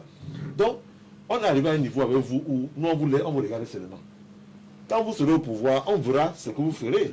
Et je serai heureux de vous voir au pouvoir parce que le chemin ne sera pas ciment, ce sera goudronné. Où il y aura les gratte-ciel partout. On parle de la chefferie. C'est la même chose. Je serai couché chez moi et j'aurai 3 millions le mois. Vous êtes tellement parle de la chefferie. On devrait dire à une émission que vous aurez les deux états. En fonction du niveau de vous partagez le point de vue de Cheikh qui dit que le sous-préfet détourne la réalité de la chefferie. C'est son point de vue. Est-ce que je dois commencer à répondre aux corbillards? On ne tire pas sur les corbillards. Je vous le dis tous les jours. Qu'est-ce qui est Monsieur Mouton, posez-moi votre question. Ne posez pas la question de Cheikh. Ça ne me concerne pas. Mais je vais te poser ma question. Les sous-préfets jouent le jeu? Je crois que manipulation. Manipulation de quoi? De la chefferie. De quelle chefferie? La chefferie. Quel sous-préfet a fait quoi? Il faut qu'on laisse. C'est-à-dire, à un moment donné, il faut qu'on cesse de penser que c'est la rue. Qu'on cesse de penser que c'est ce que certaines personnes, certains acteurs politiques pensent qui devrait être la norme. Mais c'est par exemple le cas des populations de Bisseke qui crient au scandale, qui disent qu'elles ne peuvent pas comprendre qu'il y ait eu d'ailleurs des constatations et qu'elles ne soient pas informées de ce qu'il y a eu quoi que ce soit. Si ça rejoint donc justement ce que M. Limbilobe disait, quand les populations de Bisseke ne se reconnaissent pas à un individu qui a été, disons, nommé, intronisé, ou quand ce soit chef, il est clair que les populations manifestent et que l'autorité reprenne sa décision et mette celui qu'il faut. Parce que l'autorité est justement garante de l'ordre social et de la paix sociale. Devrait-on fragmenter les chefferies? Un peu comme quand Paul Biya remet en cause le décret du Premier ministre dans l'attribution des terres quelque part là-bas. Et c'est tout à fait normal. Personne n'a manifesté cela. Parce que Biya a écouté les cris des populations qui s'estimaient lésées de près de 100 000 hectares. Je lui de demande terre. d'écouter les cris des Bonasama. S'il vous plaît. C'est le rôle de Écoutez l'État. les Vous savez, les vous vrais savez- belles et belles, pas les faux belles et belles qui soutiennent la nomination de Tanko. Non, Enfin, s'il vous plaît. je dis souvent ceci. Vous savez, Moutomé, vous pouvez dire à une dame qu'elle est laide. Et votre manière de lui dire, elle vous sourit. Vous pouvez dire à une dame qu'elle est jolie, votre manière de lui dire sans qu'elle soit sincère. C'est C'est comme ça que tu avais dit à l'autre que S'il vous plaît, s'il vous plaît. t'as devenu ton ami. Donc, c'est pour faire comprendre qu'à ce qui nous concerne, les autorités, les sous-préfets, qui sont du RDPC, d'après ce cas-là, ils acceptent, ces autorités-là font ce qu'il y a à faire, mais il peut aussi arriver que c'est le temps des êtres humains qui puissent se tromper. Et c'est à la population, quand elle manifeste pacifiquement, remettre donc en cause ce truc. Et ce qui est bien, c'est que l'autorité se retracte. Mais je ne voudrais pas ici qu'il y ait un conflit qu'on veut créer entre le sous-préfet et les populations, entre le sous-préfet et les chefs. Non. Les deux forces cohabitent pour le seul intérêt des populations.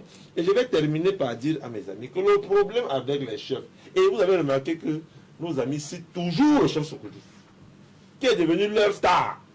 Le chef Sokoudjou, je vous le dis, a tout mon respect.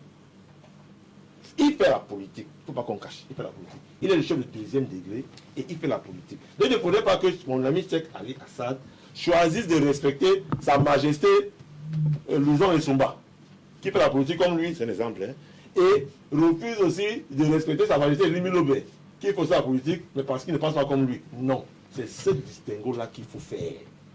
C'est ce distinguo qu'il faut faire entre le respect envers les chefs, qu'il fasse la politique ou pas, qu'on continue à respecter. Alors, aujourd'hui, on a une flopée de chefferies dans la ville d'Ouala, par exemple. Hein. On ne sait plus qui est véritablement chef, qui ne l'est pas. Non, c'est quel chef? Qui est au cœur de ce cafouillage-là? C'est ça. Non, excusez-moi. Merci. Vous me rendrez cette justice que depuis 1h30 qu'on échange aimablement, je suis le seul qui n'a cité aucun nom propre. Aucun chef traditionnel n'a été cité par moi, alors que j'en compte beaucoup d'amis parmi eux. Et même des chefs traditionnels qui ont leur carte de membre RDPC. Je respecte l'institution traditionnelle.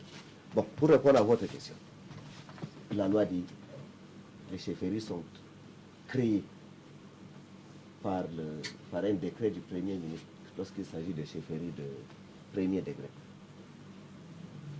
Ainsi de suite. Je crois, à un moment, on avait même suspendu la création des chefferies traditionnelles. De façon concrète, il peut arriver qu'il y ait une zone qui n'est pas couverte par une quelconque chefferie. On y crée une chefferie.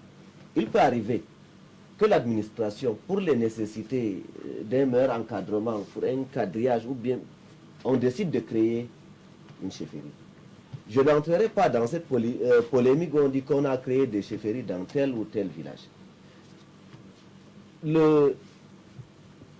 L'administration, la création d'une chefferie obéit à plusieurs paramètres. Et c'est de la responsabilité de l'État, des administrateurs civils, du gouvernement, de savoir qu'il est opportun de créer une nouvelle chefferie à tel endroit ou pas. Vous comprenez que dans la mesure où ce n'est pas nous qui exerçons le pouvoir pour le moment, nous ne pouvons pas être comptables de ces errements que vous décriez. Lorsque je venais ici, le thème qu'on m'a envoyé ne portait pas sur telle ou telle chefferie spécifiquement. On venait parler des malaises dans les chefferies traditionnelles. Dans les chefferies traditionnelles. Si aujourd'hui on décide que telle zone qui est une forêt inhabitée peut convenir à l'agriculture, et que l'administration décide d'y installer, d'y faire une zone de peuplement, et décide d'y créer une chefferie. Mais par contre, et vous le déplorez avec nous, ces créations fantaisistes, ou peut-être un administrateur civil parce qu'il a reçu une grosse enveloppe de quelqu'un qui va à tout prix avoir le titre de majesté. Il est normal que les populations crient. Donc, je crois que c'est le représentant du RDPC, parce qu'eux sont tellement amis avec les administrateurs civils, qui peut nous expliquer le pourquoi de ces créations Alors, cette dérive-là, ces créations un peu à l'emporte-pièce des chefferies, ne fragilisent-elles pas l'éthique ou même l'institution qu'on appelle chefferie traditionnelle, Dr. Somba? Non, pas du tout. Pas du tout. Le problème de fond, c'est que il y a une forte prégnance, j'allais dire la prégnance, il y a une forte implication de l'autorité administrative dans le processus de désignation des chefs traditionnels. Ce qui n'est pas le cas, par exemple, au Ghana. Au Ghana, il y a une institution des chefs qui s'occupe des questions de désignation des chefs. Aucune autorité n'intervient. C'est-à-dire qu'en réalité, on se rend bien compte que, regardez, la chefferie de 3e degré, on vous dit, le sous-préfet mène les consultations et c'est le préfet qui prend l'acte d'homologation. Pour les chefferies de 2e et 3e et 1er degré, c'est le préfet qui mène les consultations. Et maintenant, le MINAP prend l'arrêté pour le chef de 2e degré et le Premier ministre pour le chef de 1er degré. Voilà comment, vous voyez, voilà comment c'est organisé.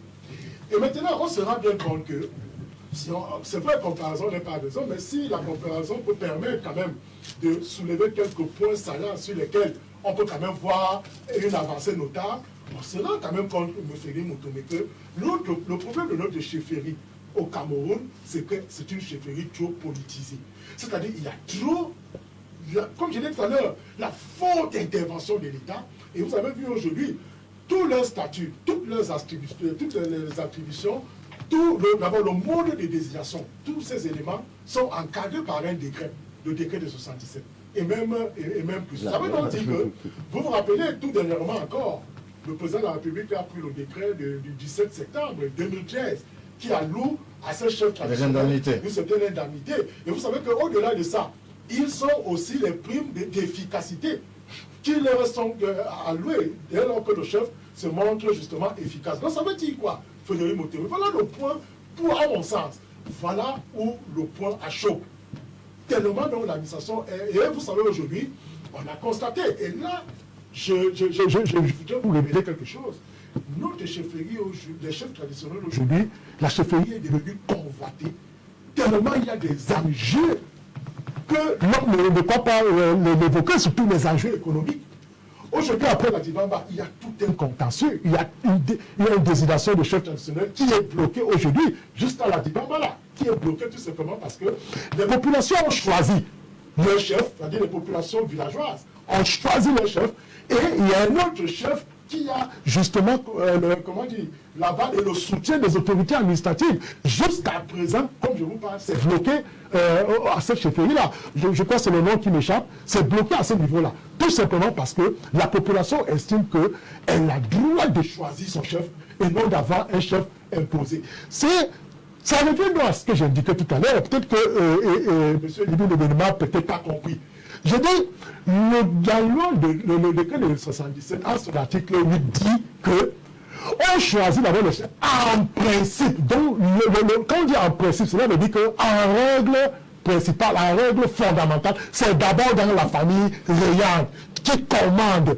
Maintenant, s'il n'y a donc pas, comme l'a fait mon fils à Bomono, il a rétabli parce que le chef qui était là ne venait pas de la famille rayante.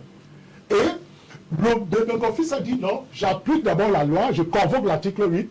Il a dit, est-ce qu'il y a les membres de la famille réelle? Ils se sont présentés et la population a applaudi.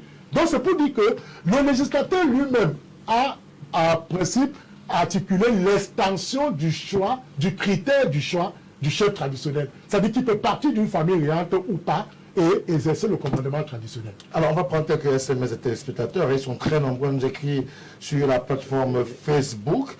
Comment peut-on vénérer un chef, un roi, un lamido?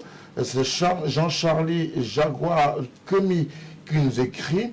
Et un sultan, chez soi, dans son village, est venu jouer aux démocrates dans le village des autres personnes sous prétexte qu'on est un Camerounais partout, que c'est la ville, c'est pas normal, ça doit changer. Il félicite d'ailleurs Abel Limbelobel de porter ce combat très haut. Autre message qui nous a été envoyé par un téléspectateur, il nous dit que les uns et les autres apprennent à respecter leurs us et coutumes traditionnelles avant de décrier celles des autres. Autre message, hein, c'est Romnia Domingo qui nous dit « Ce pays est vraiment divisé, vraiment, Dieu doit nous envoyer un Messie pour nous réconcilier. » C'est son message. Pourquoi dans le quartier du Dr Nsomba, on a voté et à Besseke, on n'a pas voté? Pourquoi dans la nomination d'un chef, il doit avoir deux types de désignation? C'est M. Gilbert Cédric qui nous envoie son message dans le cadre de cette émission. Pierre-Paul Eyinga en font nos deux. Tout Camerounais peut être chef traditionnel partout, mon Dieu.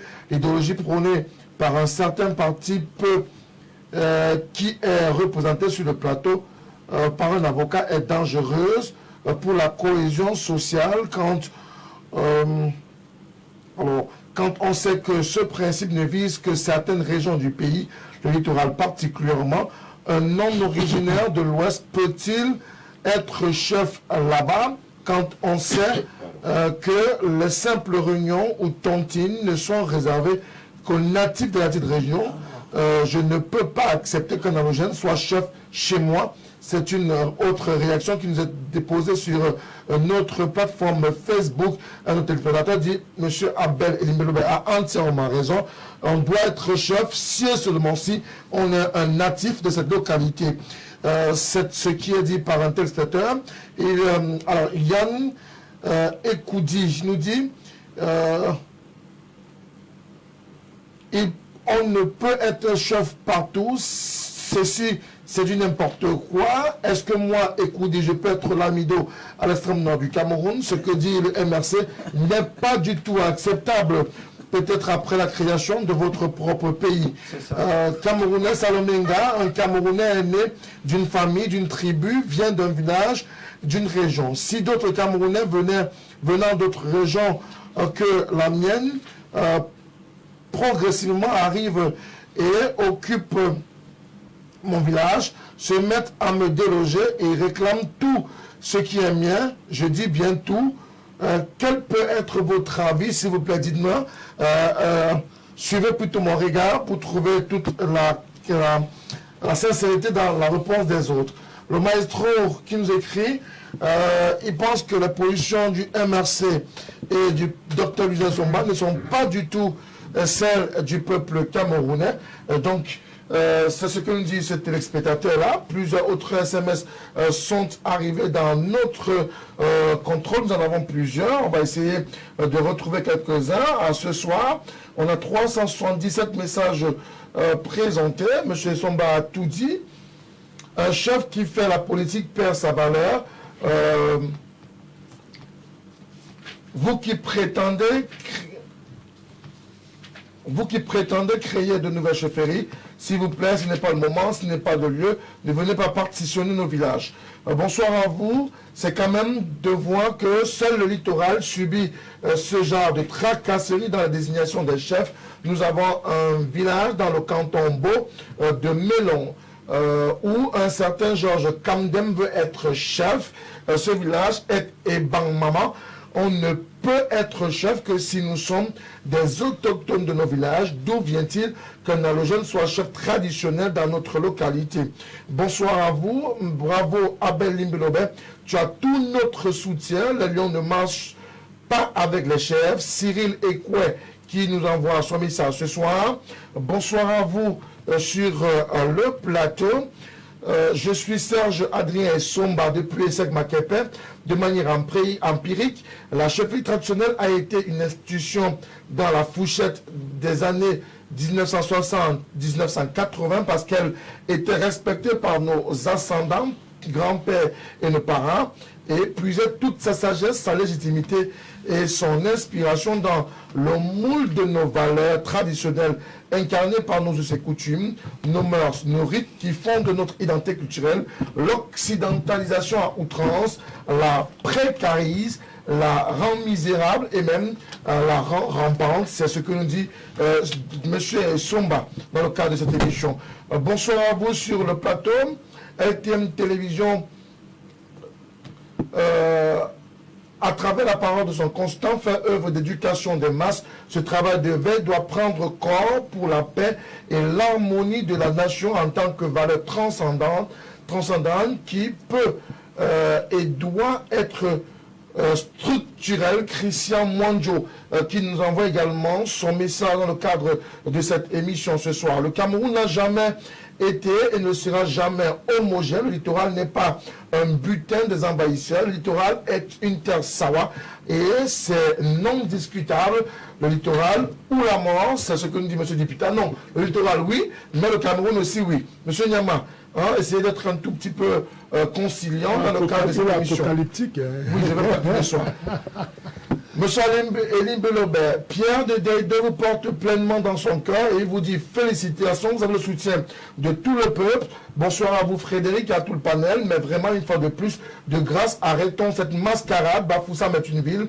Cela peut-il se passer là-bas, au nord, ou encore au nord du Cameroun? C'est monsieur Willy qui nous envoie son message depuis Deido. Bonsoir Frédéric, très bonne thématique et très bonne maîtrise du sujet par tes panélistes du jour. Seulement, je suis juste embêté, étonné que vous débattiez d'un sujet aussi important et délicat que c'est des chefs internationaux et vous n'invitez pas les véritables concernés que sont les chefs eux-mêmes. Non, on n'avait pas besoin de chefs traditionnels dans le cadre de cette émission ce soir. Autre chose, je suis totalement d'accord avec M. Abel Limblebet dans son argumentation, car il n'y a que dans le littoral qu'on trouve les chefs non autochtones, les maires non autochtones, et j'en passe. La vraie intégration nationale n'est que dans le littoral, et plus particulièrement dans la ville de Douala.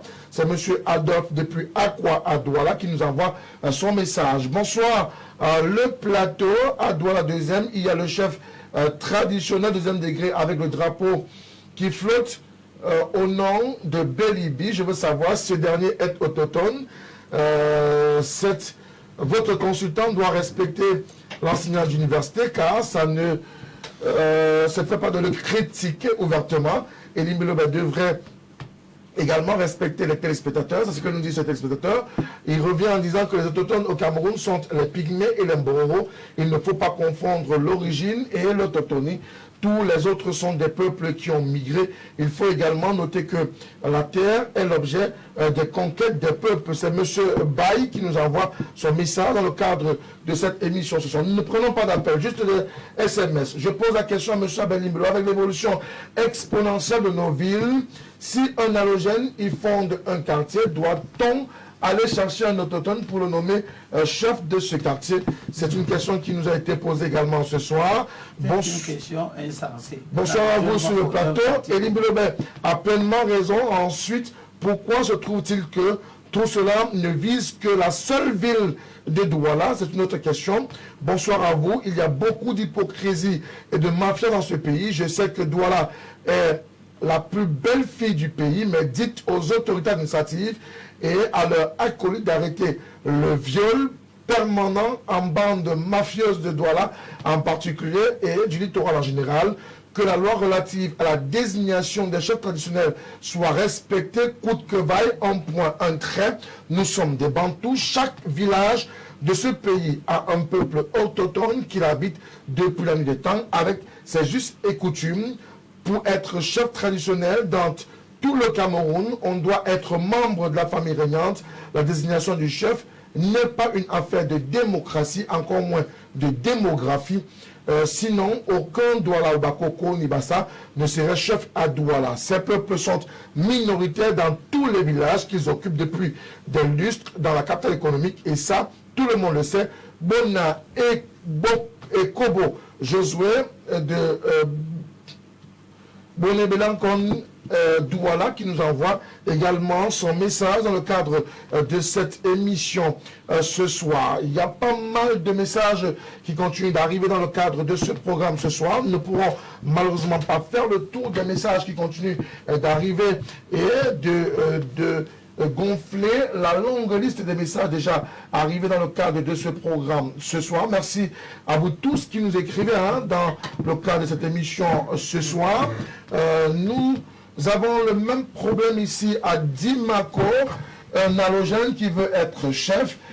S'il vous plaît, portez la voix des populations de Dimako dans le cadre de ce programme. c'est une autre réalité dans le cadre de cette émission. Nous essayons d'être le porte-voix des populations au quotidien à travers nos différentes problématiques posées le lundi, mardi, mercredi sur la télévision du Monde. Quelques minutes encore avant la fin de ce programme.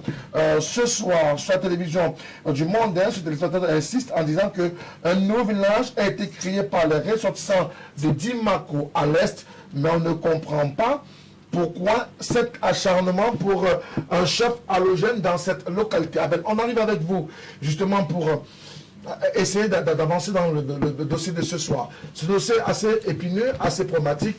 Douala peut-il se départir de ces chefs qui ne sont pas véritablement autochtones? Oui. Comment? Ils n'ont pas à être là. Les chefs autochtones doivent être là. C'est eux qui sont les propriétaires ancestraux de la ville de Douala. Ce qui n'a rien à voir avec notre attachement irrévocable à la politique séculaire d'intégration nationale. Il ne faut pas que les mauvais comportements de quelques administrateurs civils fassent en sorte que les gens rompent avec l'idéal de l'intégration nationale. C'est pour ça que ce soir, c'est au chef de l'État que je voudrais parler.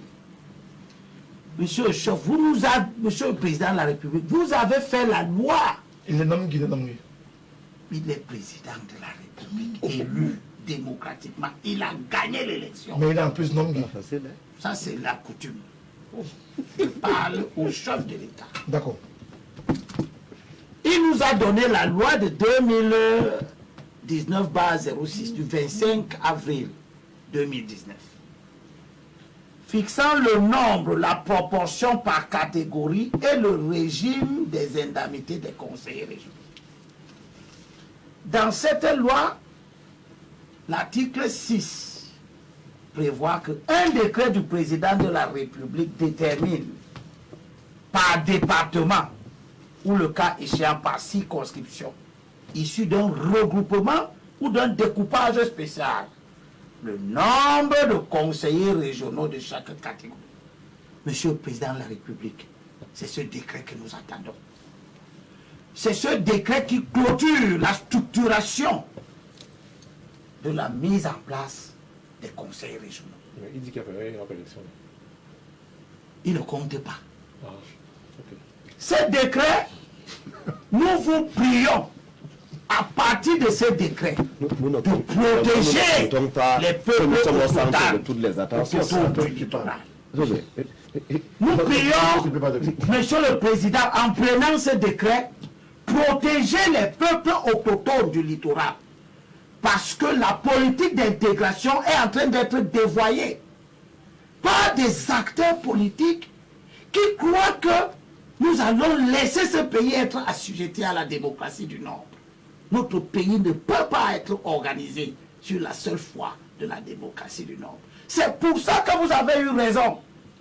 Lorsque vous avez dit que les représentants du commandement traditionnel, dans l'article 248 du Code électoral, sont élus par un collège électoral composé de chefs traditionnels de premier, deuxième et troisième degré. Parce que vous avez dit ça et que vous avez eu raison, protéger les peuples du littoral pour que le contrôle de la puissance publique au littoral soit avec les gens qui sont venus des autres contrées du pays, dans les mains des peuples autochtones du littoral, qui sont en train d'être dans une situation où ils n'ont plus le choix. On vous a posé une question tout à l'heure. Celle de chefs-lieux de communauté, ça n'existe pas. La loi ne l'a pas prévu. Mais pourtant, ils existent. Qui a dit que chez les communautés existe? Il y a une question que vous avez été posée à Nebel en rapport avec la chefferie de M. Samasté Belibi. Justement, c'est pourquoi ça fait l'objet d'un problème. Il faut qu'on se dise, ça fait l'objet d'un problème. Ça fait l'objet d'un problème dans le sens où Sa Majesté Belibi a, de par l'histoire de la création de Newben, où paraît-il, les premiers habitants des plateaux de Jos, qui étaient les indigènes et tout, quand les Blancs sont arrivés, c'est eux qu'on a chassés de ce côté-là, à partir de Ndjongmabi, qui est un terme béti, dans la rue des selles. Voilà. Qui sont allés du côté, qui ont été, à un moment donné, Certains sont allés du côté de Mkololum, qui veut dire la colline, de la colère, pour ceux qui étaient les plus nerveux. D'autres ont traversé du côté de Mkolminta, c'est-à-dire la colline, de ceux qui sont contents. En fait, l'histoire voudrait dire que les premiers occupants de la zone de Nubel, quand les Blancs sont arrivés sur le plateau Jos, sont justement les Bétis. Et c'est pourquoi le Blanc, le colon, à cette époque-là, avait fait sortir un arrêté qui créait donc justement la chefferie supérieure Bétis, centre-sud-est, ici, dans le littoral. Et donc, le chef Bélibi, à l'époque, avait été mis comme chef et son fils l'a suivi. Et aujourd'hui, ça va rester Claude Bélibi hier pour le moment. Ça fait l'objet d'un problème. Parce qu'à ce moment-là, une chefferie centre-sud-est en plein droit là pourrait aussi poser un problème. Donc, de ce côté-là, moi en tant que Bétis, je me sens quand même... C'est difficile pour moi d'en parler parce que d'un côté, j'estime que c'est quand même un socle par lequel je peux me retrouver et parler, voir les bases. Parce que quand on regarde là-bas, ça s'appelle les soirées en mou, je vois les choses que je ne vois pas. Moi qui ai vécu carrément en ville, des choses, des valeurs ancestrales qui peuvent m'être enseignées. De l'autre côté, je sais aussi ceux qui doivent être républicains, qui estiment que dans une ville comme Douala, il n'est pas quand même concevable qu'on ait, et le chef est Kwara Saka, et le chef Madiba Songé, et qu'on ait un chef qui s'appelle Zang à Douala, qui sont au même niveau que eux. À un moment donné, il faut qu'on sache faire les choses, parce qu'on veut une république qui est bonne, claire, exemplaire. Je vais terminer par faire comprendre à certains qui nous écoutent, c'est que le chef Ashanti au Ghana fait la politique, il est sénateur. Le chef Zoulou, actuellement en Afrique du Sud, est député, il fait la politique. Mais ça ne peut pas pour autant dire qu'on lui manque de respect. À un moment donné, il faut qu'on sache qu'un chef reste un chef, et que ceux qui estiment que le chef qui fait la politique désormais doit pas être respecté, qu'ils sachent que moi aussi demain je dirais que les enseignants d'université qui font la politique doivent pas être respectés. Est-ce que tu sais que ça tombe sur le principe des incompatibilités? On peut y arriver. C'est nous qui avons défini ça. Si vous C'est comprenez, incompatible. Non, Est-ce que le chef Ghana... ne peut pas être chef traditionnel et être élu et occuper une fonction élective. Chez nous, au Cameroun, non. Chez nous, Chez nous, au Cameroun. Chez nous, Le chef à chantier est spécialisé. Vous parlez du Ghana, on parle du Cameroun là. Maintenant, on parle du Cameroun. S'il vous plaît. Est-ce que l'autre réalité qui met davantage en mal la chefferie traditionnelle n'est pas le fait que le chef soit devenu ou ait été fait auxiliaire de l'administration? Oui. Le professeur le disait tout à l'heure, on a politisé les chefferies traditionnelles. Et malheureusement, il n'est pas allé jusqu'au bout de son propos. Et allez, vous dites-nous alors toute la vérité là-dessus. Depuis l'époque coloniale, les colons se sont appuyés sur l'autorité traditionnelle. Bien entendu. Le pouvoir des Blancs ne s'est exercé sur les peuples africains qu'en passant par les chefs traditionnels. Que ce soit les chefs traditionnels Sawa, que ce soit les chefs traditionnels du Nord, que ce soit les chefs traditionnels du Sud. Dans toute l'Afrique, on ne s'est appuyé que sur l'autorité traditionnelle. Après les indépendances, le pouvoir d'Aïdjo a renforcé l'emprise sur les chefferies traditionnelles. Et au-delà du décret de 77, on a fait voter une loi spécifique qui dit qu'aucun juge ne doit avoir les yeux, n'a droit de regard sur la nomination ou la destitution d'un chef traditionnel. La loi de 1980. La loi de 1979 et celle de 80. De 80. Ouais. Il y a d'abord une première loi où on a 79. interdit aux juges de regarder la nomination ou la destitution de chefs traditionnels. Comme il y avait des juges courageux qui continuaient à le faire. Un an plus tard, on a encore édicté une loi pour dire qu'aucun, donc la désignation d'un chef traditionnel est ce qu'on appelle en droit un acte de gouvernement. Et ce n'est qu'au Cameroun. Dans toutes les facultés du monde, notre pays est pris en exemple. Lorsqu'on cite classiquement ce qu'on appelle les actes de gouvernement, il n'y a qu'au Cameroun que la désignation ou la destitution d'un chef traditionnel est un acte de gouvernement. Il est donc normal qu'une institution qui est au pouvoir d'un régime ONI finisse par devenir ONI elle-même.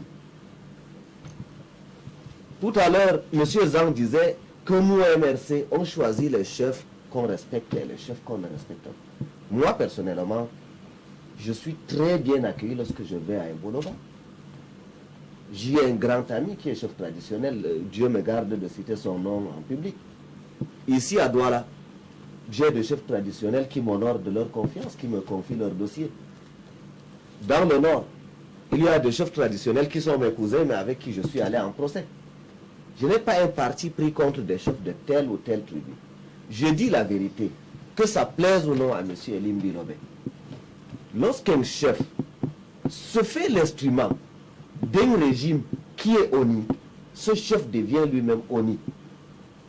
On ne méprise pas un chef pour le plaisir de le mépriser. On méprise un chef lorsqu'il devient l'instrument d'une dictature. Non, parce que je est difficile. Peut-on restaurer l'autorité, s'il vous plaît? Peut-on restaurer? Il respecte Sokoudjou, mais il déteste l'amigo de Rebouba, il déteste Kavaï, Chamaché Kavaï, il déteste Kwame Saka. C'est vous qui citez des C'est le MRC, c'est ça qui parle. Le MRC respecte un seul chef au Cameroun, Sokoudjou. Merci beaucoup, monsieur. Voilà, il faut dire avec tout. Vous pouvez donc retrouver vos esprits. Vous allez m'obliger à citer le nom d'un chef que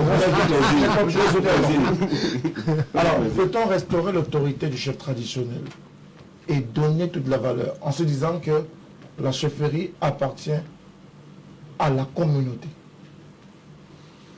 Bien entendu, la justification peut tirer son ancrage de l'histoire. Et Cheikh l'a si bien relevé. Quand le traité du 18 juin 1884 entre les Allemands et le peuple Sawa est signé par les chefs traditionnels Sawa, donc c'est pour démontrer quelle est justement l'importance de la chefferie traditionnelle dans notre histoire. Vous savez que, je dis, le traité général de Douala, du 12 juin. Quelqu'un avait dit que c'est Natigal. Bon, je ne sais pas. Je vous dis que c'est le chef traditionnel Sawa. Et de l'autre côté, c'est qui? Bon, je ne sais pas. Ce sont les Allemands. Alors, maintenant, vous parlez du traité et vous ne savez pas les parties qui l'ont signé. Alors, C'est pas grave, il y avait les Allemands et il y avait les Douala. Ok. Qui était du côté allemand? Mais laissez, ça peut être n'importe qui, ça ne les intéresse pas. Vous pouvez donner la possibilité à Dr. Non, pour vous savez, j'aime bien quand tu es sur un plateau parce que tu amènes la séance de l'école, mais sauf que tu en passes des hommes politiques. Et quand j'avance une parole, je sais ce que je sais pourquoi. D'accord, ok. Parce qu'on va fatiguer, je sais parce que tu avais dit gel hydroélectrique. Mais maintenant, on pas sur la question. Mais on a dit Natigal, si vous pouvez aller dans tout va pêcher à c'est Natigal qui a essayé, c'est ce qu'on vous a dit. Alors, on a compris. Alors, j'ai le traité ici. Ceux qui le veulent, ils veulent le S'il vous plaît, docteur, on a le temps. Alors, excuse-moi. Alors, ça veut dire que je plongeais un peu, je remuais les racines de l'histoire pour évoquer déjà l'importance des chefs. Vous savez que le 4 avril 1961, le président Ahidjo a mis en place le tribunal criminel spécial. Ce n'est pas une nouveauté en 2012. Ahidjo l'avait déjà mis à cause des chefs, c'est-à-dire que les chefs traditionnels qui recouvraient les impôts, et d'ailleurs c'est même la même mission que leur confère le décret de 77. Mais comment on fait pour restaurer l'autorité du chef traditionnel, aujourd'hui perverti par pas mal de dérives observées dans la désignation, dans la gestion, dans le quotidien même des chefs traditionnels? Je vais dire une chose, bon, ok, vous n'avez pas voulu que j'aille un peu plus au bout, mais ce que je voulais vous dire, pour restaurer leur autorité, je le dis et je le réaffirme ici, les chefs doivent cesser de faire la politique. Ils jouent déjà un rôle majeur dans les rapports sacro-magicaux, comme on l'a souvent dit, c'est-à-dire que qui les lie avec les ancêtres. Donc, si le décret, par exemple, de 2013, qui leur a eu une indemnité, mais les sujets peuvent s'occuper de leurs chefs. Ils n'ont pas besoin d'un agent qui donne l'État. Si vous lisez Épée Valère, un écrivain prolixe, il a fait un article sur les chefferies traditionnelles au Cameroun où il commentait justement le décret de 2013 en indiquant que, écoutez, 50 000 francs à un chef de 3e degré, 100 000 francs à celui de 2e, 200 à celui de 1er, mais c'est une infantilisation des chefs. Il faut laisser leur sujet s'occuper. Et je pense que Libelo me répond sur la question aujourd'hui de l'autonomie. Je crois que Frédéric Motomé, mettez-nous ce sujet sur la table. Je crois qu'il y aura beaucoup de choses à dire sur les questions de l'autonomie. Je prends le pari de l'autonomie dans les jours à venir. Voilà. Et ça veut donc dire quoi? Il faut restaurer donc l'autorité des chefs, restaurer l'autorité des chefs en leur privant les possibilités d'ouverture politique. C'est-à-dire que dès qu'un chef fait la politique, je vous le dis ici, là, il perd de sa dignité, il perd de Dans sa manière, il devait perdre sa légitimité ou de sa dignité. Oui, bien entendu. D'accord. Bien entendu. Alors, on va sortir avec vous. Il nous reste 4 minutes seulement. Vous êtes le consultant. Vous avez la possibilité de pouvoir émettre un avis pour se dire plus jamais des dérives des chefferies dans la ville de Douala, ou alors on devrait avoir une généralité de ces dérives dans les chefferies à travers le pays. Le chef, si vous voulez qu'il soit n'importe qui, il faut enlever le mot traditionnel. Il faut qu'on soit d'accord. Aïdjo qui a fait le décret de 77, il n'était pas contre les chefferies. Il les a structurés. Non, monsieur Nibi, on doit plutôt enlever auxiliaire d'administration. Non, mon projet n'est pas le vôtre. Ah, mais non, je ne peux pas aussi, je suis pas. Je n'ai pas dit que tu es en campagne électorale. Ce projet n'a pas été... Est-ce que tu es en campagne électorale? Pas du tout. Ah, d'accord. Pas du tout. Moi, je suis donc un homme politique. Ok, d'accord. Notre pays est une organisation qui se veut subtile de la démocratie moderne à l'occidental et de l'organisation politique traditionnelle. Les fondateurs de notre pays n'ont pas souhaité faire disparaître l'organisation traditionnelle, les coutumes et leur poids. Ils nous ont laissé ça comme un legs. Il nous appartient de perpétuer cette... Je suis de ceux qui conservent les héritages, pas de ceux qui les dévoient. Vu comme ça, si nous parlons de chefferie traditionnelle, alors c'est le champ, c'est la zone de compétence de la tradition, que ce ne soit que les dépositaires de la tradition qui y accèdent. Là, c'est moi qui parle. On est déjà. Je n'ai pas dit, que je suis pas en train de le faire. Je suis en train de dire que les consultations. Les prêtres avec les chefs. Que les consultations. Parce qu'on parle de commandement. Vous n'êtes pas encore élu. Vous n'avez même pas été capable d'aller aux élections. Attendez. Si c'était pour recevoir cette humiliation. Non, mais vous n'allez pas. Attendez, même en 2025, n'allez pas. Est-ce que vous êtes en 2032, n'allez pas aux élections. C'est moi qui parle. Voilà. Non, monsieur le donc je demande. Est-ce que vous êtes conscient du fait que les germes de division que vous voulez lancer dans les cœurs ont tellement refusé. Il n'y a pas plus germes de division dans la MSC que ce que l'on dit. Non, je peux parler. Ce sujet, là où vous voulez catégoriser les Camerounais en première catégorie, en sous-catégorie, est tellement rejeté qu'aujourd'hui, je me demande s'il y a un homme politique. Tout à l'heure, votre collègue a dit que les Camerounais sont des peuples. Parce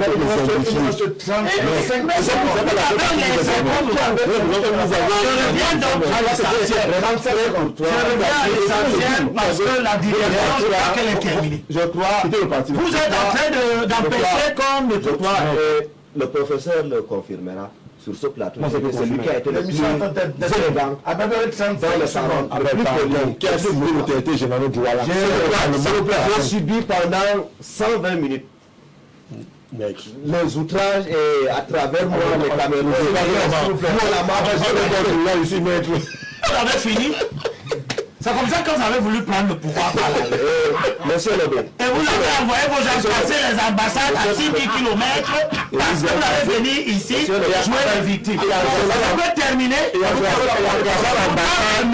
Je voudrais remercier tous ceux qui ont contribué tout à l'heure. Ils sont très nombreux, ils continuent de contribuer. Et qui ont fait savoir à ce militant démagogue que dans son village, seuls les autochtones de son village peuvent être chefs. Je termine en disant au chef de l'État, au Premier ministre et au ministre de l'administration territoriale que j'aime beaucoup. Vous savez que j'aime beaucoup ce monsieur en raison de sa bonne implication dans la lutte simplement, monsieur contre le séparatisme qui règne au nord, qui est sa région natale.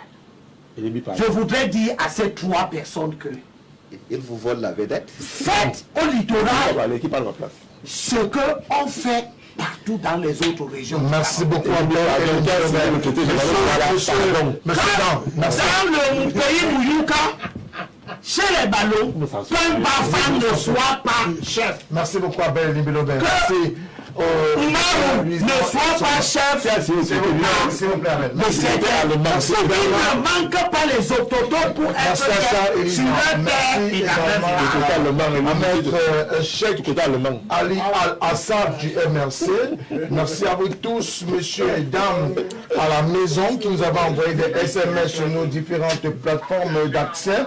Le 6 99 57 30 26 ou alors LTMTV officiel. Il y a encore des personnes qui nous écrivent au moment où nous parlons en ce moment, mais l'émission est arrivée à son terme. Vous l'avez entendu sur ce plateau, la chefferie doit retrouver ses lettres de noblesse. Tout le monde n'a pas le droit d'être chef partout. Et c'est aussi ce que prévoient nos textes et lois de la République. Mesdames et messieurs, c'était tout au clair de ce mercredi. Prenons rendez-vous lundi prochain, s'il plaît à Dieu, 21h. Bonne soirée à toutes et à tous.